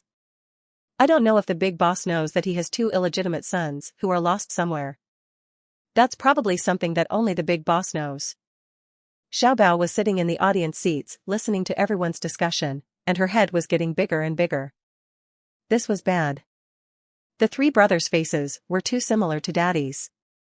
No matter where they went, as long as the people had seen Daddy before, when they saw the three brothers' faces, they would almost always subconsciously link them together. In the long run, the rumors would eventually reach Daddy's ears. It was something that no matter what Mommy did, she couldn't hide. For a moment, Xiaobao's young face was covered with emotions that didn't belong to her age. The whispers from everyone continued. Before coming to the family amusement park, I met Big Boss Bo Jing at the aquarium. He had a little boy beside him at that time. He also looked like a mini version of him. I also met him. I was surprised at that time. When did the big boss have children? If I remember correctly, the little boy that Big Boss Bo Jing was holding in the aquarium did not seem to be one of the two little boys who participated in the three-legged race. They all looked the same, how can you be sure it wasn't one of them? The clothes. The little boy that Big Boss was holding was wearing different clothes than the little boys in the race. Xiaobao, who had been listening to their discussions intently, it seems that the next time they go out, she should make the three brothers disguise themselves a little. Well, as long as they don't let the passers-by see their original faces again, everything would be fine. The three-legged race quickly ended. Without any suspense, the combination of De Bao and Yi Shuhua, and the combination of Bao and Su Jiangyue, both won first place. Since the family amusement park was founded, there had been countless three-legged race competitions. But there had never been a time where two family combinations could tie for first place, especially in such a short period of time. It was no exaggeration to say that their two combinations arrived at the finish line for a full 5 minutes before other combinations even started to cross the finish line one after another. The way they left their opponents far behind stunned everyone in attendance. Even in international competitions, there isn't any that could reach the finish line so quickly. These two groups are simply devils. I'd say, with their speed, they can win the Nobel Prize. So many fathers can't do the things they did with their children, and yet two women managed to do it with their children. It's truly a shame. I suddenly remembered a phrase, women do not fall behind men. After careful discussion, the judges for the three-legged race decided to award 2 first places for this competition. One was for De Bao and Yi Shuhua's combination. The other was for Bao and Su Jiangyue's combination. With 2 first places, there would naturally be 2 prizes. When De Bao and Bao took the prizes they had won from the competition, and presented them to Xiaobao as if they were offering a treasure, a smile bloomed across the little girl's face. Mommy, godmother, big brother, third brother, you guys are so awesome. While sincerely praising them, Xiaobao took the 2 prizes and couldn't wait to open the packaging boxes. They were the most popular limited edition doll blind boxes at the time, Princess Control, which many little girls liked. Out of the 2 prizes, Xiaobao opened 1 Lilith Tower and 1 Bella Vale. Both were very rare dolls in this limited edition Princess Control blind box series. According to an incomplete statistic, only one Lilith Tower was in every million blind boxes, and only one Bella Vale was in every 5 million blind boxes. With a 1 in a million chance and a 1 in 5 million chance, Xiaobao actually got them both. It was more exciting than winning a lottery prize. Big brother, it's Lilith Tower. After talking to Dabao, Xiaobao changed her tone to talk to Erbao. However, the words second brother that were on the tip of her tongue were swallowed back when she met mommy and godmother's gaze. They turned into, third brother, it's Bella Vale. Aya, I'm so lucky, I'm so happy. Dabao and Erbao knew very well what their little sister liked. If she was happy, they were happy too. Dabao and Erbao, it's good that you like them. Chapter 28, Rumor has it. Other people's children. I also have to thank mommy and godmother. Without your cooperation with big brother and third brother, I wouldn't have been able to get Lilith Tower and Bella Vale. Xiaobao's thanks made Yi Shuhua and Su Jianyue's hearts burst with a sense of achievement. Yi Shuhua, you are my precious treasure, you don't have to thank me. Su Jianyue, Zijing is also godmother's precious treasure, you don't have to thank me even more. After listening to their words, Xiaobao seriously thought for 2 or 3 seconds before whispering, then let me treat you to lunch today. Xiaobao's words were very sincere. She didn't seem to be joking at all. Yi Shuhua, Dabao, and Erbao didn't react much, but Su Jianyue was shocked. She asked repeatedly, Zijing, you're treating us to lunch? Do you have that much money? There are several of us, it'll cost a lot. After Su Jianyue's questioning voice fell, Xiaobao patted her chest, assuring her, godmother, just relax. Although Zijing is young, I'm also someone with a small vault. You can eat anything you want. Su Jianyue. This was really a case of people comparing themselves to others to death. She was born into a wealthy family, but before she was 10 years old, she couldn't even dig out $10 from her pocket. Then look at Xiaobao, who wasn't even 7 yet, she could openly say that she had a small vault. Sigh. Although Su Jianyue's sigh was very small, Xiaobao clearly heard it. She stretched out her small hand to gently tug at Su Jianyue's hand, and asked, godmother, why did you sigh? I didn't. Just as Su Jianyue was about to lie through her teeth, Xiaobao looked her straight in the eyes and said, godmother, but I really heard it. Su Jianyue, speechlessness is my mother tongue. She never expected that the children of this generation would be so difficult to coax. Godmother, don't sigh, if you want to say something, just say it. I will definitely speak honestly, without reservation. Since the little girl had said this much, if Su Jianyue still wasn't willing to tell the truth, then she would be too petty. Ahem, she cleared her throat and said word by word, when I was a child, before 10 years old, I couldn't even come up with $10 for pocket money. Dabao, Erbao, and Xiaobao? Godmother, are you kidding me? Su Jianyue also wished that it was a joke, but unfortunately, it wasn't. This was a real event that happened to her. Not only did the 3 children not believe her, even Yi Shuhua didn't believe Su Jianyue's words. She raised her eyebrows slightly. Jianyue, I remember your family is super rich, how could they not give you even $10 for pocket money when you were a child? Su Jianyue's lips twitched and said a strange reason that she still couldn't understand that the elders of her family gave her back then, they were afraid that I would be cheated of my money. Can you believe it? Yi Shuhua, Dabao, Erbao, and Xiaobao. At 12:30 p.m., Yi Shuhua and the other 4 people directly found a Western restaurant in Jianyue Wubian Mall to eat. The one who suggested eating Western food wasn't anyone else but Xiaobao. The little girl's original words were, if I'm paying, what we eat will be decided by me. Mommy, godmother, big brother, and third brother, you're not allowed to object. Yi Shuhua and Su Jianyue were adults, and they didn't care what they ate. Although Dabao and Erbao were young, they didn't like Western food. But they only had this one little sister, so they would choose to spoil her as long as it wasn't too outrageous. And so, when they entered the restaurant and sat in the private room, they left even the ordering to Xiaobao. Speaking of which, although Xiaobao was young, she knew everything about ordering. In just 3 or 4 minutes, she had ordered appetizers, bread, soup, main courses, snacks, desserts, and fruits. Some were her favorites, and some were Yi Shuhua's and the others' favorites. The waiter who was in charge of attending to them was stunned and surprised. Was this the legendary other people's child? She only looked 7 or 8 years old, but she was able to order the courses for Western food, which was complicated even for most adults, and her orders had absolutely no flaws. And when she thought of her own child, the waiter secretly shed sad tears. Let's turn to Bo Jing and Sam Bao's side. Bao was a chatterbox most of the time. He would talk about this one minute, and talk about that the next. No matter how he was to Bo Jing, the Bo garden housekeeper and maids, he seemed very lively. They had labeled him, he was better suited to movement rather than being still. But Sam Bao was different.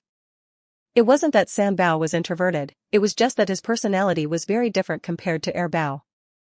After lunch, Bo Jing had a video conference in his study.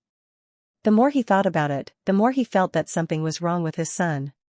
So, he simply called another assistant, Young Er. Young Er was Yang Yi's younger brother, and there was also Young San. They were triplets, who looked very similar, and you couldn't tell them apart without close inspection, who was still on a business trip overseas. President Young Er, who was far away overseas, greeted Bo Jing respectfully through the phone. What can I do for you? Please give your instructions. In Bo Jing's deep black eyes, was nothing but inscrutability. As soon as Young Er finished speaking, he asked sternly, Young Er, how is the progress on the project you are working on? President, the project is at 70% completed. It will be finished in about a week. Bo Jing hummed ambiguously, then changed the subject in the next second, hand it over as soon as possible, and come back to the country. Hand over and return now? Young Er clearly couldn't believe his ears. He really couldn't understand why there was something more important than the project he was in charge of. President, I have been in charge of this project since it was initiated. If I return now, what if? Bo Jing knew very well what Young Er was going to say. Without saying anything else, he gave Young Er a guarantee, no matter what happens, your bonus and dividend will not be reduced in the slightest. Young Er. Whoa. That was a project worth hundreds of billions. If something really went wrong, the Bo Group would have to pay a lot just for compensation. The president never did business that lost money. So, the person who called him now, was really the president he knew? Bo Jing didn't wait for Young Er to reply for a long time, so his tone got colder. I want to see you today. Young Er came back to his senses, and quickly responded, President, I'll buy a ticket right away, then hand over the project and return to the country. After getting a clear response, Bo Jing hung up the phone directly. Young Er held his phone and felt his head was going to explode. After a brief moment of confusion, he called his older brother, Young Yi. Big brother, my project is not finished yet, but the president actually wants me to hand over and return to the country immediately. What is going on? At this time, Young Yi was working overtime at the company. Listening to Young Er's question, he said almost without thinking, if I'm not wrong, it should be about the little young master. The little young master? Young Er was even more surprised, his voice increased by several decibels. Big brother, what are you talking about? What little young master? Chapter 29, Still Pretending, Does she really think I'm a fool? Young Er had 3 consecutive questions. Young Yi realized at this moment that Young Er didn't know that the president had gotten married and that he and the president's wife had a child. Ahem. After clearing his throat twice, Young Yi said clearly to Young Er, a few days ago, the little young master came to Bo Garden to look for his father. He looked exactly like the president, a mini version of him. After a paternity test, it was confirmed that he is the president's biological son. Young Er on the other end of the phone? Who am I? Where am I? What kind of gibberish is my brother talking about? Separately, I can understand all of it, but when they are put together, why can't I understand any of it? Big brother, so the little young master you are talking about, is the president's son? Young Yi responded with an is. Young Er's mouth twitched violently. Big brother, as far as I know, the president has never even had a girlfriend, how could he have a son? The president has indeed not had a girlfriend. But, Young Yi hesitated for a few seconds before saying a complete sentence. Young Er, have you forgotten? 7 years ago, the president was drugged by a woman, and she took advantage of him. Young Yi stopped there. Young Er on the other end of the phone, holy crap. Big brother, the little young master you are talking about, could he be the one that was born to the woman who schemed against the president 7 years ago? Young Yi, it's her. but now, she has already obtained a marriage certificate with the president. Young heir was even more speechless. Isn't the president the one who hates scheming the most? What was he thinking? He actually married her. Yang Yi interrupted young heir, the Bo family's children cannot be left out there. The president has no choice but to do this. I'm still working overtime. If you don't have anything else, I'm hanging up. We'll talk after you return to the country. Although Yi Shuhua found a perfect excuse for herself to stay in the mall, no matter how perfect an excuse, or a lie, is, it will eventually be exposed.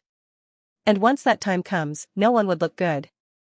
What Yi Shuhua needed to do was to stop everything before that time came.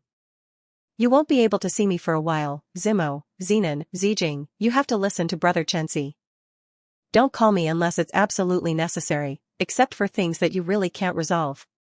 And Yi Shuhua explained everything in detail, including most of the things that De Bao, Er Bao, and Xiao Bao needed to pay attention to. The three little guys were completely reluctant to part with Yi Shuhua. But they knew very well that no one could make mommy change her mind, so they were destined to be helpless, and they could only nod in agreement.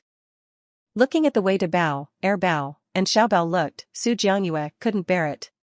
She couldn't help but, Shuhua, if you ask me, that man Bo Jing is not bad either. If you... Su Jiangyue.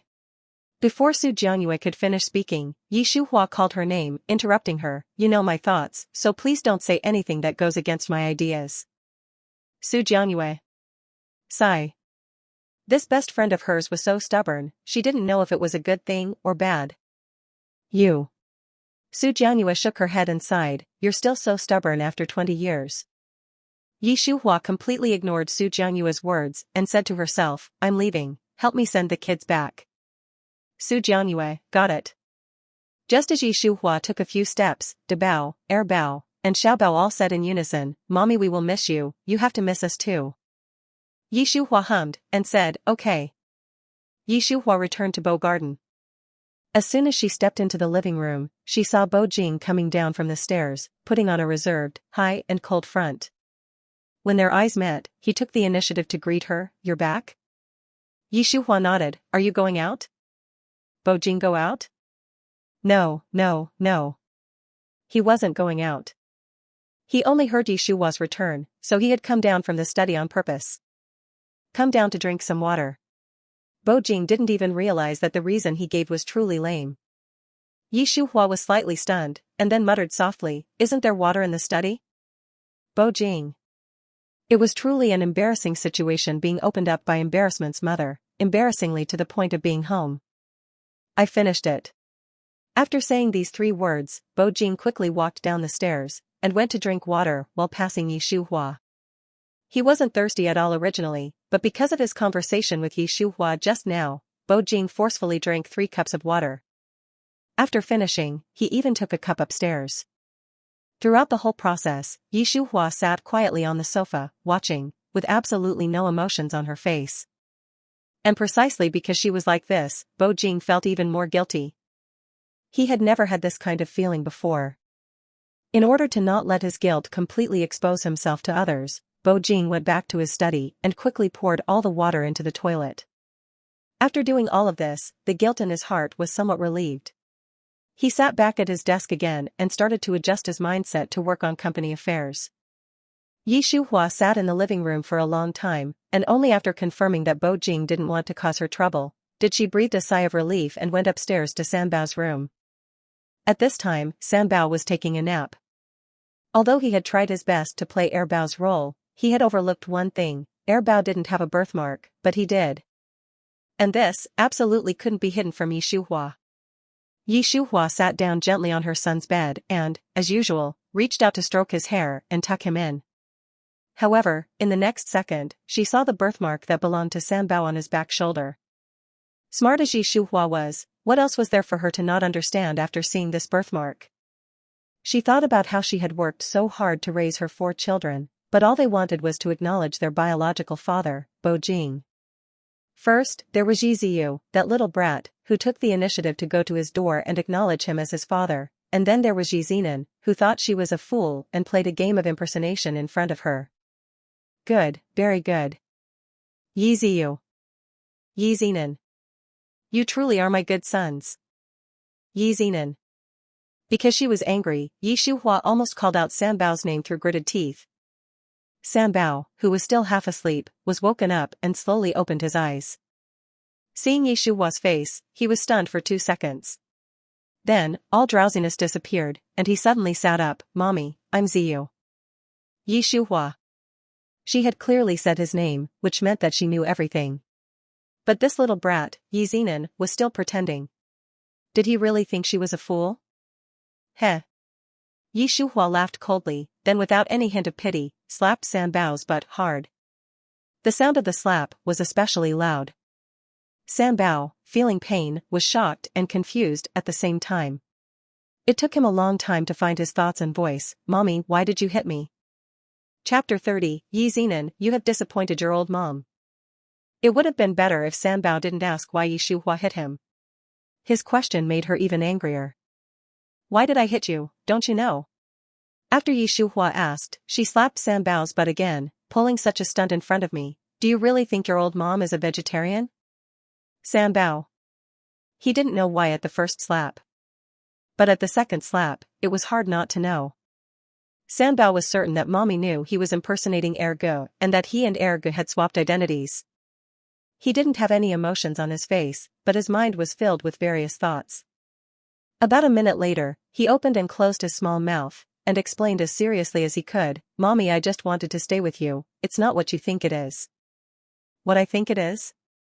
Yi Shuhua snorted unhappily, and asked San Bao in return, Yi Zenan, tell me, what am I thinking? San Bao. Help.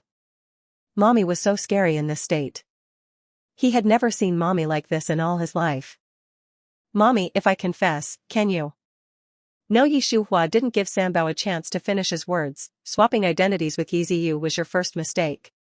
Wanting to hide it after the switch, and treating your old mom like a fool, was your second mistake. Only thinking of confessing now after getting found out shows that you weren't prepared to face the consequences. And risking it when you can't bear the consequences was your third mistake. Yi Zenan, you have disappointed your old mom. After saying that, Yi Shuhua didn't give San Bao a chance to speak, and she quickly got up and left his room. San Bao sat blankly on the bed, looking at his mommy's departing back, listening to the sound of the door slamming. His face was filled with sorrow. This was bad. He had made Mommy angry. It's easier to make someone angry than to coax them. San Bao had long known this principle. But, he was the one who created this mess, so of course he had to resolve it. He didn't think much about it, and immediately went to lock his door, quickly took out his phone, and called De Bao, Er Bao, and Xiao Bao. At this time, De Bao, Er Bao, and Xiao Bao had just returned home. When they received San Bao's call, all three little guys were very surprised. Xiao Bao was the first to speak. Second brother, are you calling us because something happened? De Bao still didn't know about Er Bao and San Bao swapped identities. Xiao Bao was very sensible in hiding it. And Er Bao himself frowned suspiciously and said directly to San Bao on the other end of the phone, just spit it out if you have something to say. De Bao also wanted to say something, but San Bao didn't give him the chance. On the other end of the phone, he said very seriously, Big brother, Ergo, Zijing, Mommy has found out about me. Without any hesitation, San Bao was very straightforward in revealing that he and Er Bao had swapped identities. Er Bao and Xiao Bao's faces turned pale, and they were clearly embarrassed, wanting nothing more than to dig a hole and bury themselves in it. In fact, this was understandable. After all, just a second ago, the two of them were still covering for San Bao, deceiving their big brother. And in the next second, San Bao himself exposed everything, which was truly embarrassing. It was true that De Bao was unhappy after finding out the truth, but he didn't have time to investigate Er Bao and Xiao Bao's responsibility, and quickly and accurately asked San Bao, Zenan, what did Mommy say? San Bao was already feeling flustered, and De Bao's question made his words filled with anxiety and panic. He said, Big brother, Mommy is very angry, she said that I disappointed her so much, then she left. Oh, that's right, Mommy also slapped me twice, slapped my butt. De Bao, Er Bao, and Xiao Bao. Mommy had hit San Bao. This was bad, this seemed serious. All this time, Mommy was always a very gentle person. No matter how disobedient the four of them were, Mommy would never hit them. In Brother Chenxi's words, Mommy was a reasonable mommy, she wouldn't solve problems with violence. But now, Mommy who didn't use violence suddenly started to resort to violence. It was truly terrifying. Bao, who was still on the other end of the phone, didn't get a response from Bao, Bao, and Bao for a long time, so he was even more anxious. Big brother, Gu, Zijing, why aren't you saying anything? What should I do to coax Mommy so she won't be angry anymore? Bao, third brother, I've never made Mommy this angry before, I have no experience, so I can't help you. Bao, Zenon, what happened before Mommy found out about you? Tell me in detail, I'll analyze it for you. Bao seriously pondered for a few seconds, and said, I just took a nap, I don't know what happened specifically. Anyway, by the time I woke up, Mommy was already. I know how Mommy found out. Just as Bao finished speaking, Bao suddenly raised his voice, exclaiming, Zenon, you have a birthmark on your body, and Ziyu doesn't. Mommy must have seen the birthmark, and that's why. Bao stopped before finishing his words. After listening, Bao, Bao, and Bao all felt that his words made perfect sense. Bao, big brother, if that's the case, what should Zenon do now? Bao, Gu and third brother, probably can't switch back for the time being. If Mommy stays angry and third brother can't coax her, then Daddy will definitely be suspicious. Bao also realized the seriousness of the situation from Bao and Bao's words.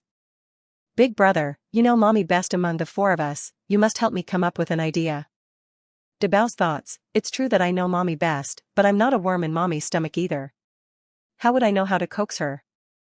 Besides, you didn't even notify me before you swapped identities.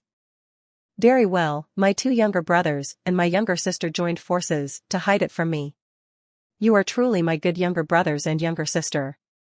While complaining in his mind, Bao said something similar, Ziyu, Zenon, Zijing, you didn't notify me when you swapped identities, and you hid it from me. Now you want me to come up with an idea, do you really think that I'm a worm in Mommy's stomach? Bao, Bao, and Bao's faces were red with shame, and then they said in unison, Big brother, we're sorry, we know we were wrong. Bao, big brother, please help me. Bao, big brother, please help third brother, think of a way to make Mommy not be angry. Bao, big brother, anger can cause illness, you don't want Mommy to get sick either, right? The three siblings sang in harmony, which rendered Bao speechless. But the things they said were correct. With the situation of Mommy being angry with Bao, Bao would never, and could never stand by idly. Zenon, you hang up first, I'll call Mommy to test the waters, then I'll call you back. As soon as Bao heard Bao say that, he hung up instantly. And Bao, of course, quickly dialed Shuhua's number. Mommy. Without listening to Bao, Shuhua already knew why he was calling. Zimo, your old mom is just going to ask you one question. Did you know about the switch between Ziyu and Zenon beforehand?